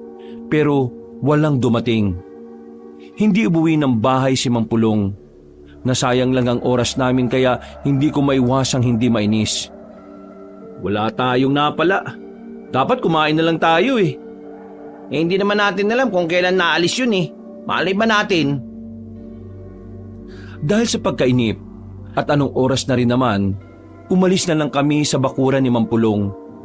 Tahimik lang kaming naglalakad sa kahabaan ng kalsada at walang ganong bahay sa dinaraanan namin. Pero maya-maya pa, meron kaming narinig na babaeng umiiyak. Nung una, nag-alangan pa kaming puntahan ng naririnig namin. Pero nang lumalakas na ang iyak ng babae, dito na kami naglakas loob na hanapin siya. Ilang sandali lang, nakita namin siya sa isang sulok. Nakasiksik siya sa pagitan ng 2 poste ng ilaw. Nakita rin namin ang isang lalaki na nakatayo sa harapan niya. Pagharap sa amin ng lalaki, dito na namin napagtanto na aswang ang isang yon. Putik! Mga pre! Aswang yan! Yan ang gagawin natin ngayon. Palagan natin! Ha? Seryoso ka ba? Bakit? Kaya mo bang iwan yung babae? Pagtingin namin sa babae ay buntis pala siya. Iyak lang siya ng iyak. Habang ang aswang naman ay parang natatakam na siyang kainin. Kahit na nakakatakot at kahit na wala namang kaming karanasan sa pakikipaglaban sa nilalang na yon, hindi namin siya inatrasan. Kumuha kami ng bato sa gilid. Marahan kaming lumapit sa aswang. Akala namin kapag ginawa namin yon ay aatrasan niya kami dahil 3 kami. Pero nanatili lang siyang nakatayo. Uy, aswang! Lubayan mo na yung babaeng yan! Kami kalabanin mo! Oo nga, kami harapin mo. Wala namang laban sa iyo babaeng yan Wala yang pakialam sa inyo. Hindi naman kayo buntis Yung babaeng pakay niya. Kaya bago pa niya magawa ang gagawin niya, lusubin na natin. Tumakbo ako palapit sa aswang. Sinubukan kong ipalo sa kanyang hawak-hawak kong bato. Pero hindi siya tinamaan. Dumistansya lang siya ng kaunti. Sinamantala ko naman ang pagkakataon para harangan ng buntis. Kunin yung babae, bilis! Nang masiguro na namin na ligtas na ang babaeng buntis, hinarap ko ang aswang. Aminadong kabado ko noon kabanong, pero yun lang ang nakikita kong paraan para walang mapahamak sa amin. Mahigpit ang pagkakahawak ko sa bato, habang ang aswang naman ay pinahaba na ang kanyang mga kuko. Hindi nagtagal, mabilis na lumusob sa akin ang aswang. Sa sobrang bilis niya, hindi ko na siya nailagan. Tinamaan niya ako sa kaliwang braso. Nakaramdam agad ako ng kakaiba sa braso ko kaya napalayo din ako sa kanya. Laylay, parang manhid, hindi ko maigalaw. Sa sobrang hapdi, parang wala na akong maramdaman sa parting yon. Epeng, tumakbo na kayo. Kami na bahala rito. Huwag kayo mamamatay ha! Pre, ayos ka lang? Oo, ayos lang ako. Pero namamanhid lang itong kaliwang braso ko. Hindi ko rin maigalaw Pero kakayanin ko pa rin. Sigurado ka ha? Pwede namang ako na lang dito. Hindi, sasamahan kita. Hindi mo kakayanin ng isang yan. Ngayon na, pre! Nilapitan namin ang aswang. Sa mga sandaling yun ay nagawa na rin namin siyang patamaan. Dumugo agad ang ulo ng aswang. Hindi pa kami nakontento, muli namin siyang pinokpok ng bato. Tumalon siya palayo nang makaramdam na rin siya ng pagkahilo. Napansin niya na hindi niya kami kakayanin, kaya bigla na lang siyang gumapang at tumalon papunta sa mga puno. Inatrasan niya tayo, pre. Pre, namumutla ka na. Kailangan ka na madala sa ospital. Wag sa ospital. Ha? Saan mo naman gusto? Rekta morgue? Uwi muna ako sa bahay. Nandun si Mama. Siya ang gagamot sa akin. Baliw ka na ba? Hindi naman doktor mama mo ah. Ano ipapanggamot niya dyan? Turon? Tatapalan ng turon na yung sugat mo? Diyos ko nga naman, alam kong si Mama lang ang makakagamot sa akin. Kaya sige na, buhatin mo na ako. Nawawala na ako ng balance. Nang tumagilid na ako, ay agad rin naman akong binuhat ni Vito. Sa mga sandaling yon, kabanong nawawala na ang pamamanhid sa braso ko. Unti-unti ko na rin nararamdaman ng hapdi at kirot. Habang pasan-pasan ako ni Vito, lumalabo na rin ang paningin ko. Nawalan na ako ng malay nang matanaw ko na rin ang bahay namin. Paggising ko, mag-uumaga na. Nasa tabi ko pa rin si Vito at Epeng. Sinubukan kong bumaba. Nakaramdam ako ng pagkahilo pero hindi na gaanong masakit ang sugat ko. Mabuti naman at nagkamalay ka na rin. Kumusta naman ang sugat mo? Maapdi pa rin ba? Hindi na po, Ma. Anong ginawa niyo sa akin? Ang galing ni Aling Espina kanina, pre. Ang dami niyang hinalo-halo ng gamot na hindi namin alam kung ano. Nung pinahiran na niya yung sugat mo, boom! Parang magic. Yung pangingitim, nawala kagad. Tapos, tumigil yung pagdurugo. Nawala rin kagad yung maga. Hindi ko talaga inakala na marunong pala talaga manggamot si Aling Espina. Ang kala ko pre, nagbibiro ka lang kanina eh. Anong itsura ng aswang na nakalaban nyo? Mahaba mga kuko. Pangit ang muka. Mahaba ang dila niya na parang may tulis pa sa dulo. Tik-tik. Yan ang nakaharap nyo. Buti na lang natulungan nyo yung babae. Tingnan nyo mamayang umaga. Kakalat sa baryong ito ang kakayahan ninyo. Yung babae kasing tinulungan ninyo, anak ng kagawad natin. Ang problema lang, dahil kakalat ang pangalan natin sa baryo, magiging mainit na rin tayo sa mata ng mga aswang. Kaya nga kailangan nyo nang maging maingat. Ma, nasa panganib na rin ang buhay ko. Kumilos man ako o hindi, mapapahamak pa rin ako. Kaya sana, payagan mo na lang ako kung ano man ang dapat kong gawin. Marami ka bang dapat na aralin, Danny? Marami ka bang dapat na maintindihan sa tunay na pinagmulan ng sandatang yon? Kaya nga ituro mo sa akin, Ma. Ikaw lang naman na makakagabay sa akin eh. Kung wala akong gagawin, paano sila? Sandali lang. Anong nangyayari? Bakit parang sa pag-uusap nyo merong superpower tong si Danny? Pre, mamin ka nga. Si Superman ka ba? Patingin nga ng loob ng damit mo, baka may letter S dyan. Mga loko. Tulungan niya nga muna ako makatayo. Huwag ka na munang tumayo. Maupo ka lang. Kapag maayos na ang kalagayan mo mamaya, sisimulan natin ang dapat simulan. Kayong dalawa, Vito at Epeng, kung gusto niyong sumama, papayagan ko kayo para maturuan ko na rin kayong dalawa. Maturuan po ng ano? Hindi na nagsalita sa kanila si Mama. Ngumiti na lang ng nakakaloko ang nanay ko. Makalipas ang ilang oras, sumapit na rin ang umaga. Sabay na nakatulog si Epeng at Vito. Paggising ko noon, himala na magaan na ang pakiramdam ko. May kaunting kirot pa rin pero nagagalaw ko na ang kaliwang braso ko. Inabutan ko si Mama sa kwarto niya. Nilabas na niya ang kahon. Nakatingin siya ng seryoso doon sa kako nilingon. Wala na akong magagawa. Mukhang tinatawag ka na talaga ng espadang ito. Danny anak, ang hiling ko lang sa'yo, palagi kang mag-ingat. Mag-ingat tayong dalawa. Gusto ko pang makasama ka magtinda ng turon sa mahabang panahon. Si Mama naman, kung makapagsalita ay parang mawawala na ako. Kailangan mong maging handa sa mga maaaring mangyari anak. Kailangan mong paghandaan ang posibilidad na merong mawawala. Mabilis na nagdaan ang buong maghapon. Sumapit na rin ang alas 5 ng gabi. Hindi ko alam kung bakit kailangan sa ganong oras kami lumabas. Samantalang alam naman ni Mama na delikado na kapag madilim na ang paligid. Dala-dala ang espada, Nagtungo kami sa tuyong ilog malapit sa likod ng mga abandonadong kuta ng mga sundalo. Kasama rin namin si Epeng at Vito noong mga oras na yon. Nakagaya ko, kabado naman dahil nasa lugar kami ng maaaring puntahan din ng mga aswang. Aling Espina, hindi naman sa pagiging epal Pero bakit kailangan sa ganitong oras tayo nagpunta rito? Pwede naman kaninang tanghali o kaninang umaga. Inalalayan ko si Mama na makasampa sa ibabaw ng malaking bato. Inilapag niya ang espada at saka tinanggal ang nakataling tela.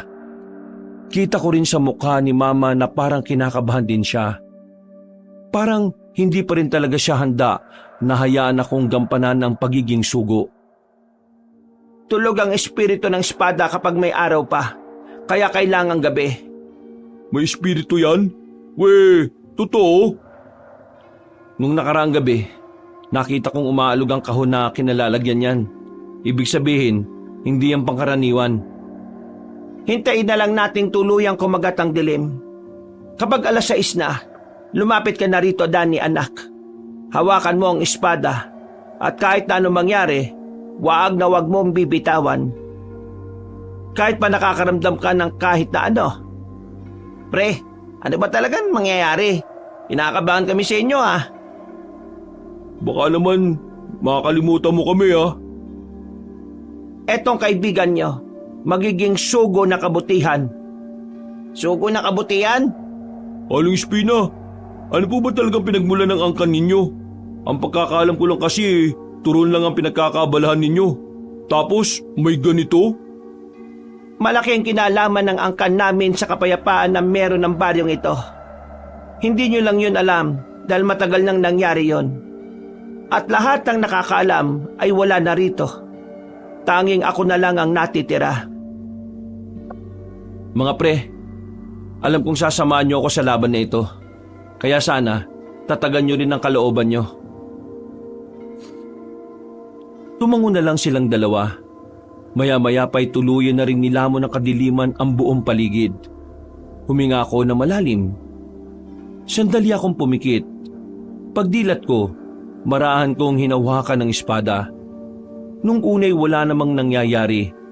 Nanatili lang sa normal ang espada kahit na winawasiwas ko pa. Pero mga ilang sandali lang, naramdaman ko na lang na parabang umiinit ang hawakan. Sinunod ko na lang ang sinabi ni Mama. Hindi ko yung binitiwan kahit parabang napapaso na ang kamay ko. Aling Espina, ayos lang ba talaga siya? Lahat ng mga sugo ay pinagdaraanan yan. Normal lang yan sa kanya. Huwag kayo mag-alala. Hindi rin naman siya mamamatay dyan. Dalawa lang naman ang pwede mangyari sa kanya. Kikilalanin siya ng espada o ang espada mismo ang bibitiw sa kanya. Pre, kaya mo yan. Kailangan mo kayanin, pre. Aray, mas umiinit. Parang naawakan ko na yung nagbabagang apoy. Hindi ka dapat magpadala sa nararamdaman mo. Mawawala ng tiwala ang espada sa iyo kapag nakita niyang mahina ka. Nip, pwede rin pala maka-trust issue ang espada na yan. Naintindihan ko na. May sariling buhay ang espada na yan. Habang tumatagal, gumagapang ang init sa braso ko. Umakyat na yon hanggang sa balikat ko. Mga ilang sandali pa, uminit na rin ang mukha ko. Pero kahit na gano'n ang nararamdaman ko, ginawa kong lahat para hindi ko mabitiwan ang espada. Tiniis ko ang hapdi at nanatili akong nakatayo. Meron na rin akong naririnig na hindi ko naman maintindihan ang sinasabi. At parabang ako lang ang nakakarinig noon. May tumatawa, may parang umiiyak. Kalaunan, mabigat na ang pakiramdam ko. Para akong nilagnat ng halos 5 minuto. Nang malampasan ko yon, unti-unting humupa ang init ng katawan ko. Pawis na pawis ako noon, kabanong. Para akong tumakbo sa gitna ng arawan. Hingal na hingal at uhaw na uhaw. Nang buhusan ako ni Mama ng tubig, umusok pa ang katawan ko. Kagaya ng inaasahan ko, pipiliin ka ng espada. Hindi ako nagkamali. Anak, dito na magsisimula ang iyong tungkulin. gampanan mo ito ng may puso at dangal. Sobrang saya ko nung oras na yon, Kabanong. Pakiramdam ko ay nagkaroon ako ng bagong pagkatao. Sobrang gaan ng kalooban ko na parabang walang matinding laban na naghihintay sa akin. Pre, may kapangyarihan yan, di ba? Ipakita mo nga. Hindi nyo pa agad makikita ang abilidad ng espada. Kailangan pa rin sanayin ni Danny ang sarili niya. Kaya bukas ng umaga, magsisimula na tayo. Sasanayin ko kayo para maging matibay. Kagaya ng ginawang pagsasanay sa akin ng aking ama noong nabubuhay pa siya. Kinabukasan, agad din naman naming sinimula ng pagpapalakas ng katawan. Tinuruan kami ni Mama kung paano ginagamit ng tama sa pakikipaglaban ng sandata. Habang nag-iensayo kami, pare-pareho kaming namamangha. Ang akala kasi namin ay si Mampulong ang maasahan namin sa bagay na yon, pero si Mama pala ang magiging gabay namin. Tumagal kami ng halos 2 linggo sa pagsasanay at 14 na araw. Himalang hindi na rin nagpaparamdam ang mga aswang. Bakit kaya parang biglang nawala yung mga aswang, no? Tingin namin ni Mama, alam na nila na buhay na ang sugo ng kabutihan. Bakit pre? Namatay ka ba? Uy, mais ka nga. Seryoso eh. Ay, sensya na. Pero maging handa lang kayo. Hindi pwedeng maging kampante lalo na sa mga ganitong oras. Baka mamaya, bigla na lang nila tayong atakihin kapag masyado tayong panatag. Sandali. Bakit? Huwag kang iinom ng tubig sa ilog. Bakit hindi pwede? Nauuhaw na ako eh. Parang may umihi dun sa unahan. Naaamoy ko eh. Walang ya. Naamoy mo pa yun? Hindi ko alam. Pero mula nang mahawakan at maangkin ko yung espadang to, parang ang daming nagbago sa akin. Lalong-lalo na sa pandama ko. Tara na. Sabay ka na lang uminom. Malapit na rin naman tayo eh. Napapakamot na lamang sa ulo si Vito. Nang makarating na kami sa baryo, bandang 5:00 ng hapon, isang masamang balita ang sumalubong sa amin. Nagkukumpulan ng mga tao sa bungad ng baryo namin. Isang bangkay na naman ng albularyo ang natagpuan. Kagaya ng naunang biktima, lasog-lasog na rin ang katawan niya. Sinubukan kong hawakan ang biktima. Sa pamamagitan ng mga dugo sa katawan niya, nakumpirma ko na aswang ang gumawa nun. Dahil dito, mas lalong nabahala ang buong baryo namin. Pero kung umusbong din ang takot sa kanila, hindi rin nagpahuli ang kanilang galit para sisihin si Brando. Maraming tao agad na dumiretso sa bahay nila Brando. Si Mang Onad naman parang walang pakialam sa anak niya. Kung hindi kami dumating, baka napahamak na ng tuluyan si Brando. Mga kalugar, makinig kayo sa akin. Hindi kasalanan ni Brando kung bakit may aswang sa baryo natin. Habulin man siya o hindi ng mga aswang, pupunta at pupunta pa rin sila rito. Dahil noon pa man, ang mga aswang ay dati nang narito sa ating lugar. Ay, si Raula, anong pinagsasasabi mo ha? Nagmamarunong ka na naman. Ako nga naman ang baklang yan eh. Alam na siya ang may kasalanan. Kayo ba kayo mga kaibigan lang? Mga nagbubulag-bulagan kayo eh. Si Raulo pala talaga kayo. Huwag mong tawagin na ama ang sarili mo kasi hindi bagay. Hindi gawain ng ama na hayaang malagay sa panganib ang buhay ng anak niya. Kung tunay kang ama, ikaw mismo ang magsasabi sa mga tao na walang kasalanan si Brando. Napakawalang iya mo talaga, Mang Onad. Wala kang puso. Paano mo nagawang ikulong si Brando dyan sa bahay nyo? Dinakaw niya ang pera ko tapos iiwan niya ako. Ano ko, tanga? Para pabayaan ang ginawa niya? Hindi ako papayag na tatakasan niya ako. Tapos mas lalong magiging komplikado ang buhay ko dahil mag-isa na lang ako. Hindi pwede. Dito lang siya para mapakinabangan ko ba siya? Lasing ka na, Mang Onad. Kailangan mo nang matulog. At kayo naman, umuwi na kayo sa inyo. Wala kasalanan si Brando. Huwag kayong mabahala, mga kalugar. Nandito naman ako para iligtas kayong lahat eh. Nagkatinginan ng mga tao, Kabanong. Bigla na lang silang natawa sa sinabi ko. Hindi sila naniniwala. wala silang tiwala sa akin. Pero hindi ko na lang yun pinansin. Ang mahalaga naman sa akin ay meron akong kakayahan na gawin ang sinasabi ko. Umuwi na rin ang mga tao. Naiwan kami sa bakuran nila Mang Onad. Muli kaming nilapitan. Hinawakan niya pa ako sa kwelyo. Tumatalsik pa ang laway niya habang nagsasalita. Ikaw ba? Ikaw ba ang gusto lang ala ko, ha? Buwisit ka! Ikaw rin ang kumukonsinti sa kabaklaan niya, di ba?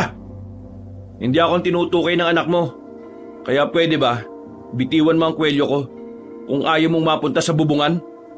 Aba, marunong ka nang magbanta ngayon, ha? Kung sapakin kaya kita ngayon, ha? Hindi ko na pinatapos ang sasabihin niya, Kabanong. Agad ko siyang binuhat at saka hinagi sa bubungan nila. Kahit si Epeng at Vito ay nagulat din sa ginawa ko, hindi ko rin inakala na kakayanin kong buhatin ng ganun kadali ang matandang yon. Baliw ka! Baka mamaya mabago ulo nun. Hayaan na muna natin siyang makatulog doon. Dapat kasi kapag lasing natutulog na no? Pinasok namin ang bahay nila Brando. Pagpunta namin sa kwarto niya, nakita namin siya roon na nakaupo sa sulok. Tulala, nakakadena pa ang dalawang paa. Parang ginawa talaga siyang hayop ng sarili niyang ama. Buwisit! Anong ginawa sa'yo ng siraulong tatay mo? Epeng, nasa lamesa yung susi, kunin mo.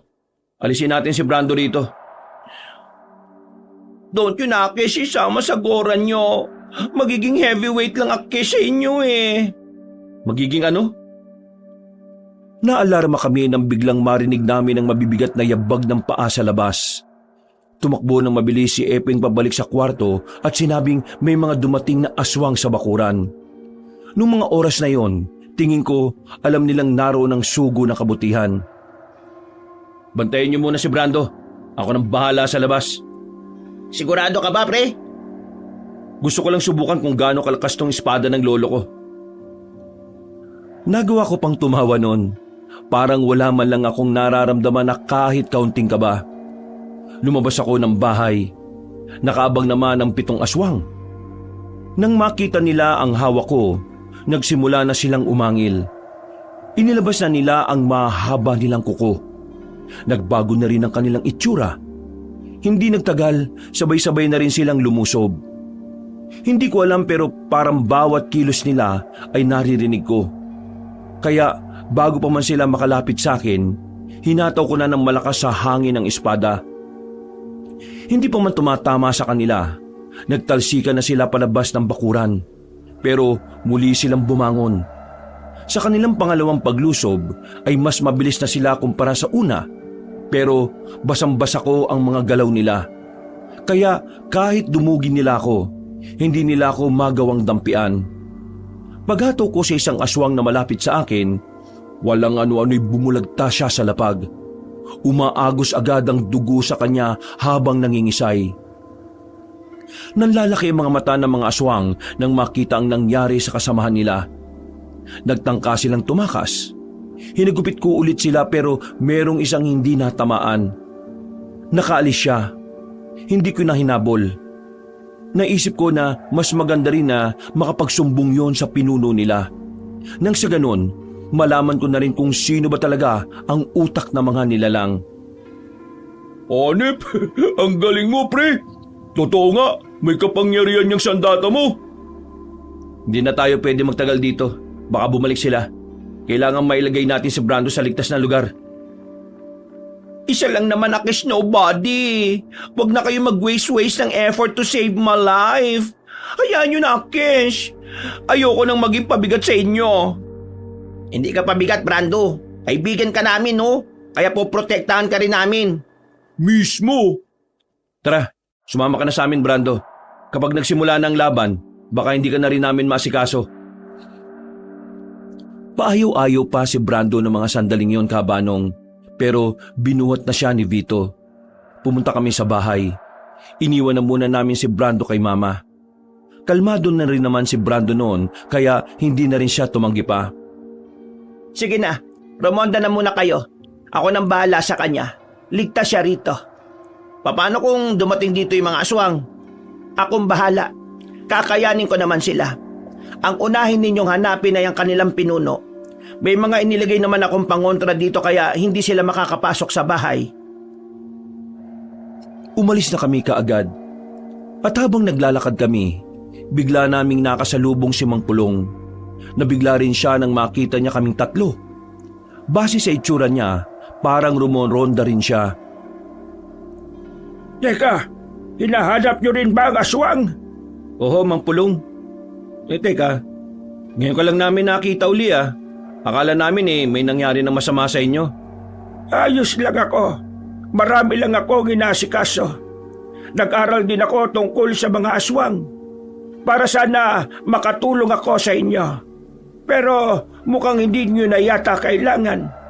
Mang Pulong, nag-ensayo na kami. Ito nga marunong na kami makipaglaban. Pero itong si Danny ang matindi. Matindi? Bakit? Ang hawak niyang espada ay makapangyarihan. Siya ang tinatawag na bagong sugo na kabutihan. Ay, totoo ba? Base sa reaksyon nyo, parang may alam ka rin sa bagay na yun ah. Nasabi na sa akin yon ng kakilala kong albularyo. Ang akala ko ay haka-haka lang yon. Totoo pala. Mang Pulong, sumama ka na lang sa amin sa pagdoronda. Mas marami, mas maganda. Walang problema. Gusto ko rin namang makatulong sa inyo. Kasama namin si Mang Pulong sa paglilibot sa baryo. Nakakapanibago ang katahimikan niya noon, Kabanong. Ibig kong sabihin, tahimik naman talaga siyang tao pero nung oras na yon ay parang may kakaiba sa kanya. Pero hindi ko na lang pinansin. Inisip ko na lang na baka hindi lang talaga namin siya kilala. Tumagal yata ng halos 1 oras na pabalik-balik lang sa baryo. Pero kahit isang aswang, wala na kaming nakita. Nakaramdam na ng pagod si Epeng at si Vito, kaya pinauna ko na sila sa bahay. Bakit pinauwi mo na ang kaibigan mo? Ayaw mo na ba silang kasama rito? Hindi naman. Gusto ko lang talaga kitang makausap dito sa bakuran mo. Mukhang meron kang mga sasabihin sa akin. Mang Pulong, yung dugo ng manok, effective ba talaga yan para sa mga aswang? Oo naman. Bakit mo naman naitanong? Kani-kanina lang may mga nakalaban akong aswang sa bakuran nila Mang Onad. Nagtataka lang kasi ako dahil parang wala silang pakialam sa dugo ng manok. Parang mas mabibilis pa silang gumalaw Bakit? Nahirapan ka ba sa kanila? Hindi mo ba sila natalo gamit yung espada na dala mo? Hindi naman sa nahirapan ako. Nagtakbuhan nga sila At yung isa, napatay ko. Sadyang nagtataka lang ako talaga. Baka naman matagal na ang dugong iyon.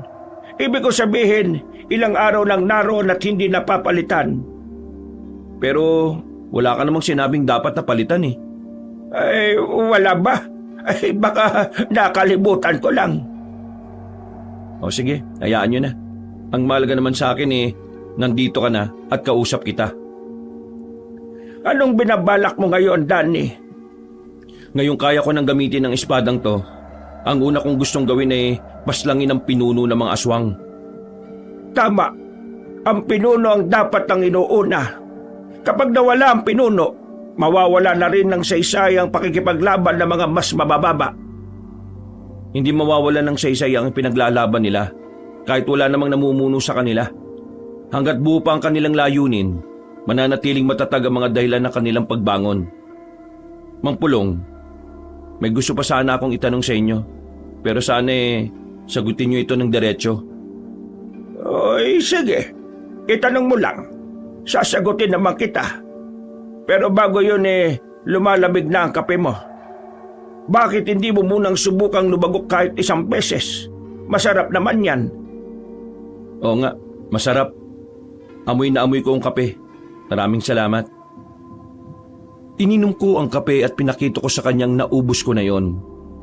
Umayos ako ng pagkakaupo. Ganon din naman si Mang Pulong. Mang Pulong, pwede ko bang malaman ang pangalan ng kakilala mong albularyo?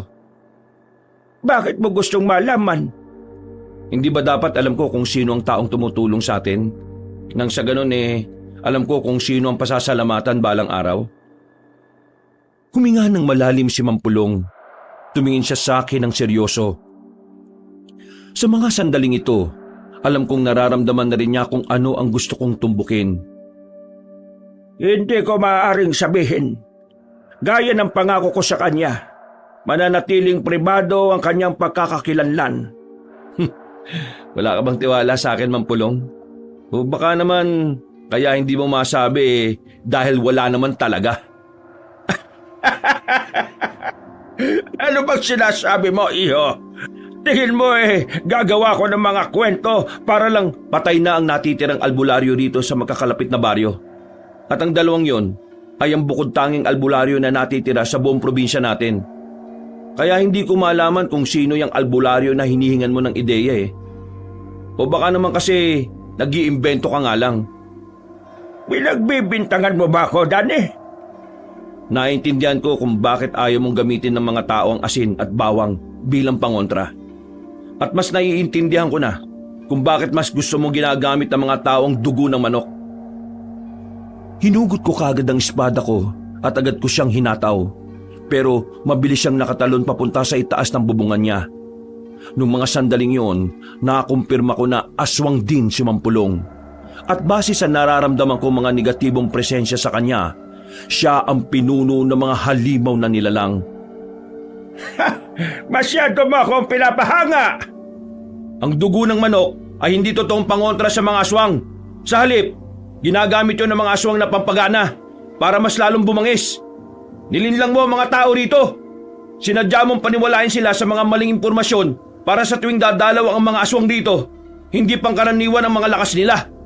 Nararamdaman ko yun nung makalaban ko sila kanina. Tama na! Huwag ka nang magsalita. Masyado ka nang magaling. Masyado mo na akong pinapahanga. Tama na ang mga sinabi mo. Anong gagawin mo ngayon? Papaslagin mo ako? Ano pa nga bang gagawin ko? Di ang burahin ka sa mundong ito. Kung hindi ka natapos ng lolo ko noon, ako ang tatapos sa'yo. Tumataas ang iyong ambisyon, iho. Baguhan ka lang. Hindi ka kagaya ng lolo mo. Huwag mo kong sindakin. Hindi kita sinisindak. Bumaba ka dyan at kalabanin mo ako. Kalmahan mo lang, bata. Bago mo ko makaharap, gusto mo na kitang mapanood na nakikipaglaban. Sumipol ng malakas si Mampulong. Agad na naglabasa ng mga aswang sa paligid. At sa pagkakataong yon, nakapalibot na sila sa akin. Mas marami sila kumpara sa una kong nakalaban. Hindi na ako nagsayang ng oras. Dali-dali ko silang inatake.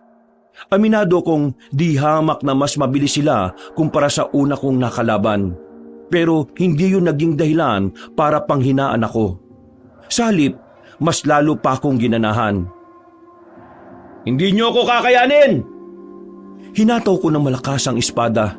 Lumikayo ng malakas na hangin na siyang humambalo sa mga aswang na kalabang ko.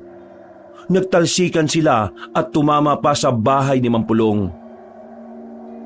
Para kang lolo mo! Siya ang naalala ko habang pinapanood kita! Ang dami mong satsat! Bumaba ka rito! Hahagupitin ko sana ng espada si Mampulong pero biglang may humila sa paa ko. Naramdaman ko pa ang pagbaon ng mahahabang kuko ng aswang. Hindi ako nagdalawang isip na hatawin ng espada ang leeg niya. Pagtingin ko naman sa kaliwa, may dalawang aswang pang umaatake.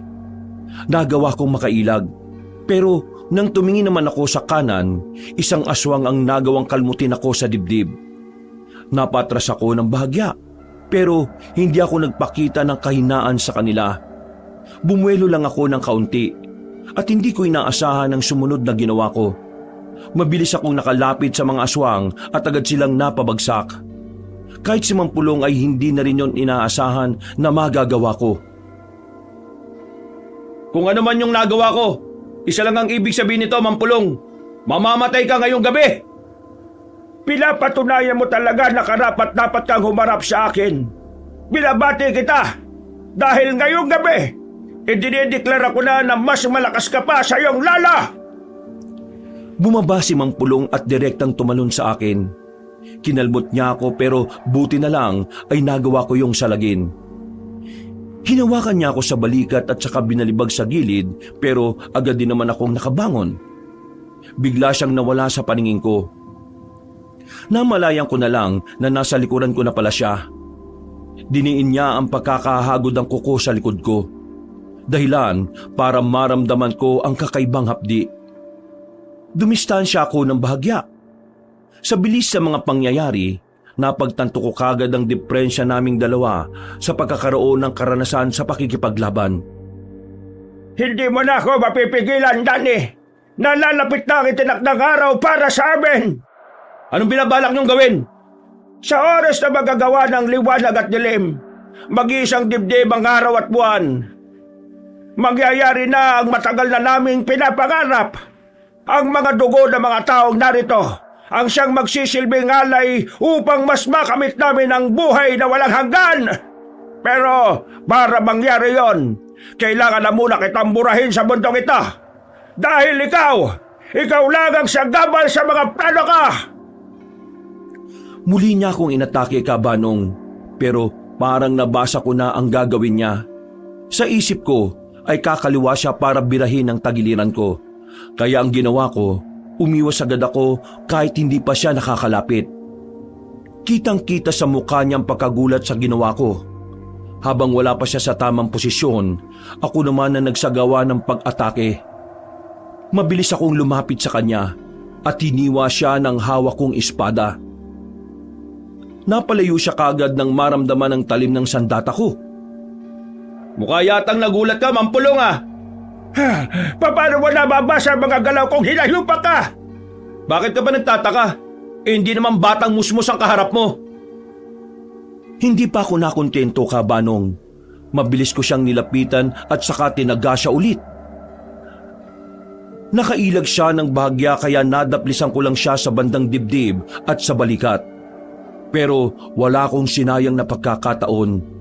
Nagmamadali akong hinataw siya ng espada kaya muli ko siyang tinamaan sa katawan. Unti-unti na siyang nagbago ng anyo. Lumaki ang katawan niya at naging kulay itim ang lahat ng katawan. Habang naging kulay puti at tumaba ang buhok niya. Kung hindi ako nagkakamali, gabunan ang tawag sa kanya. Akala ko noon ay pangkaraniwang anyo lang yun ng isang aswang. Pero nagulat ako nang makalapit na siya sa akin nang hindi ko namamalayan. Isang malakas na suntok ang ginawa niya sa sikmura ko. Sa isang suntok, napalud agad ako.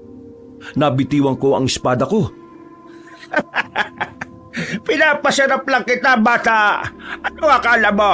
Malakas ka na? Ito ang tunay kong anyo at lakas, Danny. Ang anyo na hindi mo kayang talunin. Namimilipit ako sa sobrang sakit noon, Kabanong. Hindi agad ako makatayo. Kaya hinawakan niya ang ulo ko at pilit na ibinabangon. Nandilisik ang kulay pula niyang mga mata. Dahilan para mas lalo akong makaramdam ng pangamba. Gusto mo bang malaman kung bakit hindi ako nagawang paslangin ang lolo mo noon? Kasi masyadong mayabang ang lolo mo. Akala niya, porque lumalamang siya sa laban sa umpisa, matatalo na niya ako sa dula. Inutil ang lolo mo. Akala mo kung sinong magaling. Nakatakas din naman ako sa kanya. Siraulo kasi siya Wala kang karapatang kutsay ng lolo ko, Mampulong. Aswang ka lang. At ang mga aswang, mga basura, salot, anay ng lipunan. Anong sinabi mo? Basura, salot, anay ng lipunan. Ito ang galit ng salot! Muli niya akong sinuntok sa sikmura. Talagang gusto niya muna akong pahirapan bago niya ako patayin. Sinipa niya palayo sa akin ang espada. Gumapang ako palapit doon, pero hinila niya ang binti ko at saka ibinalibag sa gilid. Huwag kang mag-alala. Maya-maya lang din naman ay mawawala ka na rin. Pero ako yan. Gusto ko munang paglaruan ng kaawa-awa mong katawan. Hindi ako nakabawi sa lolo mo noon Kaya sa'yo ako babawi ngayon. Sisipain niya sana ako pero nakailag ako. Hinawakan ko siya sa paa at sinubukan ko siyang pabagsakin. Pero dahil masakit pa rin ang sikmura ko sa suntok niya, kinulang ang lakas ko. Bitiwan mo ang binti ko, buwisit ka! Sinipa niya ako ng malakas. Tumama ako sa bakod. Agad kong hinanap ang espada ko. Malayo siya sa akin. Sobrang labo na mahawakan ko siya. Pero naalala ko ang sinabi sa akin ni Mama. May mga pagkakataon na ang espada mismo ang pumipili sa tagapangalaga niya. Kaya may pagkakataon din na ang espada mismo ang lumalapit. Ipinikit ko ang mga mata ko habang nakahiga ako. Sinubukan kong alalahanin ang pakiramdam na hawak-hawak ko ang espada ko. Wala! Patay ka na kagad! Papikit-pikit ka ba ng mga mata? Taka! Hindi ba kita papatayin? Muli niya akong dinakma sa ulo. Pero sa pagkakataong yun, lumipad papunta sa akin ang espada ko. Nang makita niya yun, ay agad niya akong binitiwan. Nanlalaki ang mga mata niya habang ako, tinukod ko ang espada sa lupa para makatayo. Para yatang nakakita ka ng bulto. Ha, Mampulong? Nakakagulat ba? Paano mo nagawa yon? Hindi yun nagagawa ng lolo mo ah! Mampulong naman. Iba ang lolo ko, iba rin ako. Marahil mas magaling siya sa akin. Pero may mga bagay pa rin siyang hindi na nagawa na ako lang ang may kayang gumawa. Kahit na nanlalambot na ang katawan ko, binuhos ko ang buong lakas ko para makabuelo. Itinaas ko ang espada sa ere. Nararamdaman ko ang kakaibang lakas na naiipon sa kamay ko. Nang makakuha na ako ng tamang pagkakataon, muli akong humataw ng malakas. Bumuo yun ng malakas na hangin na siyang humampas kay Mang Pulong. Tumilapon siya sa labas ng bakuran niya. Nagawa niya pa rin makatayo, pero sa pagkakataong yun ay gegewang-gewang na siya. Hindi ako magpapatalo sa isang kagaya mo! Humanda ka! Dahil hindi kita mapapatawad sa ginawa mo sa akin! Parang bigla siyang nagkaroon ulit ng lakas. Mabilis siyang umatake sa akin, pero nagawa ko na siyang ilagan. Bagay na ikinagulat din naman niya. Kaya naman, hindi na rin ako nagsayang ng pagkakataon. Winasiwas ko ang espada. Dahil doon, nagawa ko siyang tamaan. Laglag ang kaliwang braso niya. Mas lalo siyang nagwala nang makitang nasa lupa na ang kanyang braso. Anong ginawa mo? Anong ginawa mo sa akin? Hampas lupa ka! Pinutol mo ang braso ko! Sinubukan niya pa akong atakin noong mga sandaling yon, Kabanong. Pero dahil mabagal na ang kilos niya, kitang-kita ko ang gagawin niya. Mabilis akong nakailag. Gumilid ako. At ang makita kong hindi siya nakahanda, agad ko nang itinarak ang espada ko sa likod niya. Tumagos yun sa dibdib.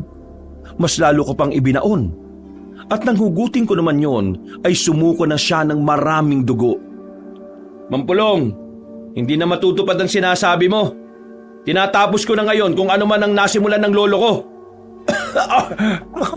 Matatalo na kagaya mo! Hindi ako makakapayag! Papigil na! Tama na, Mampulong! Tama na! Muli kong itinarak sa kanya ang espada at nang hugutin ko yon sa kanya, unti-unting nanuyot ang buong katawan niya.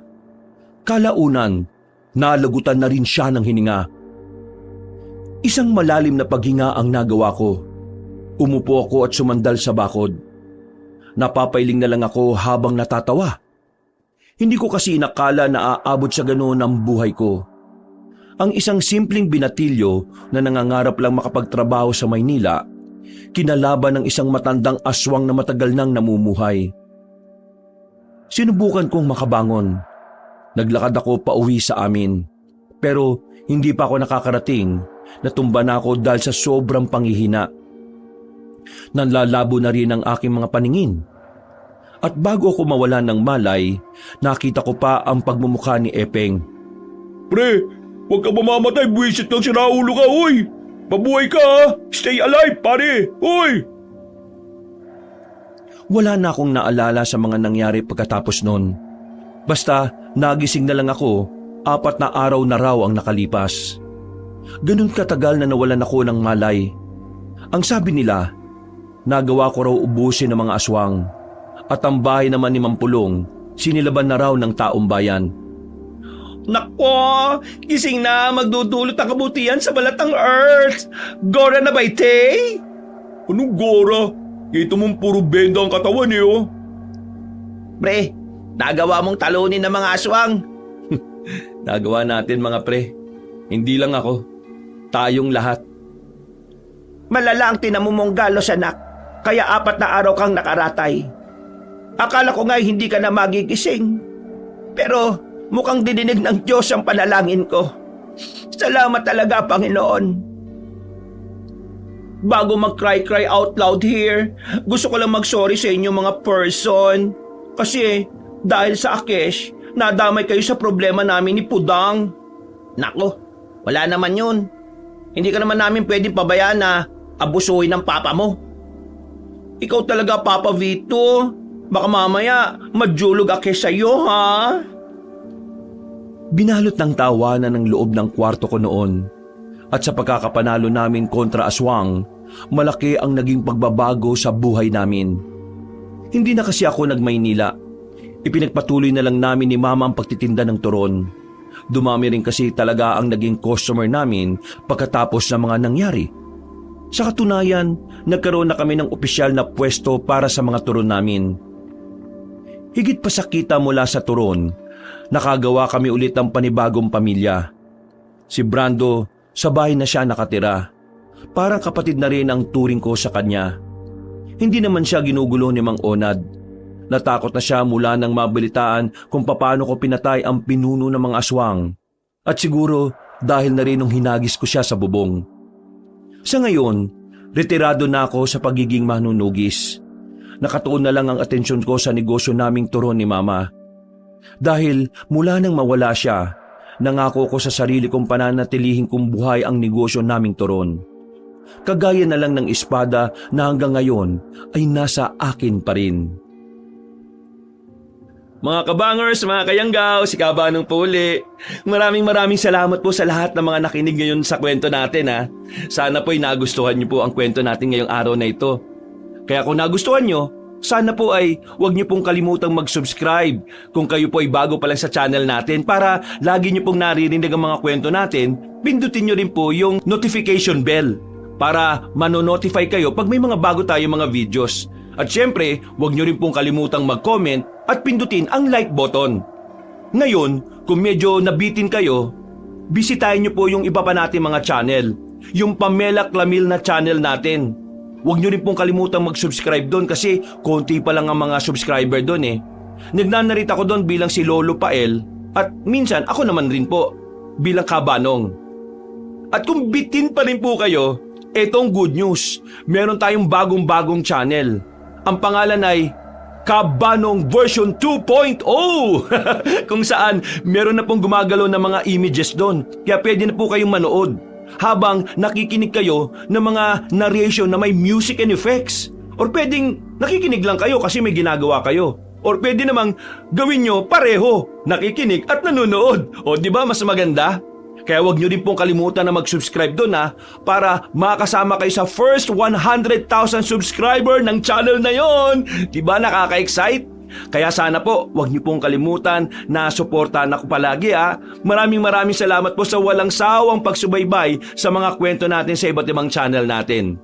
At para hindi po kayo mahirapan na hanapin yung mga channel na nabanggit ko, ilalagay po namin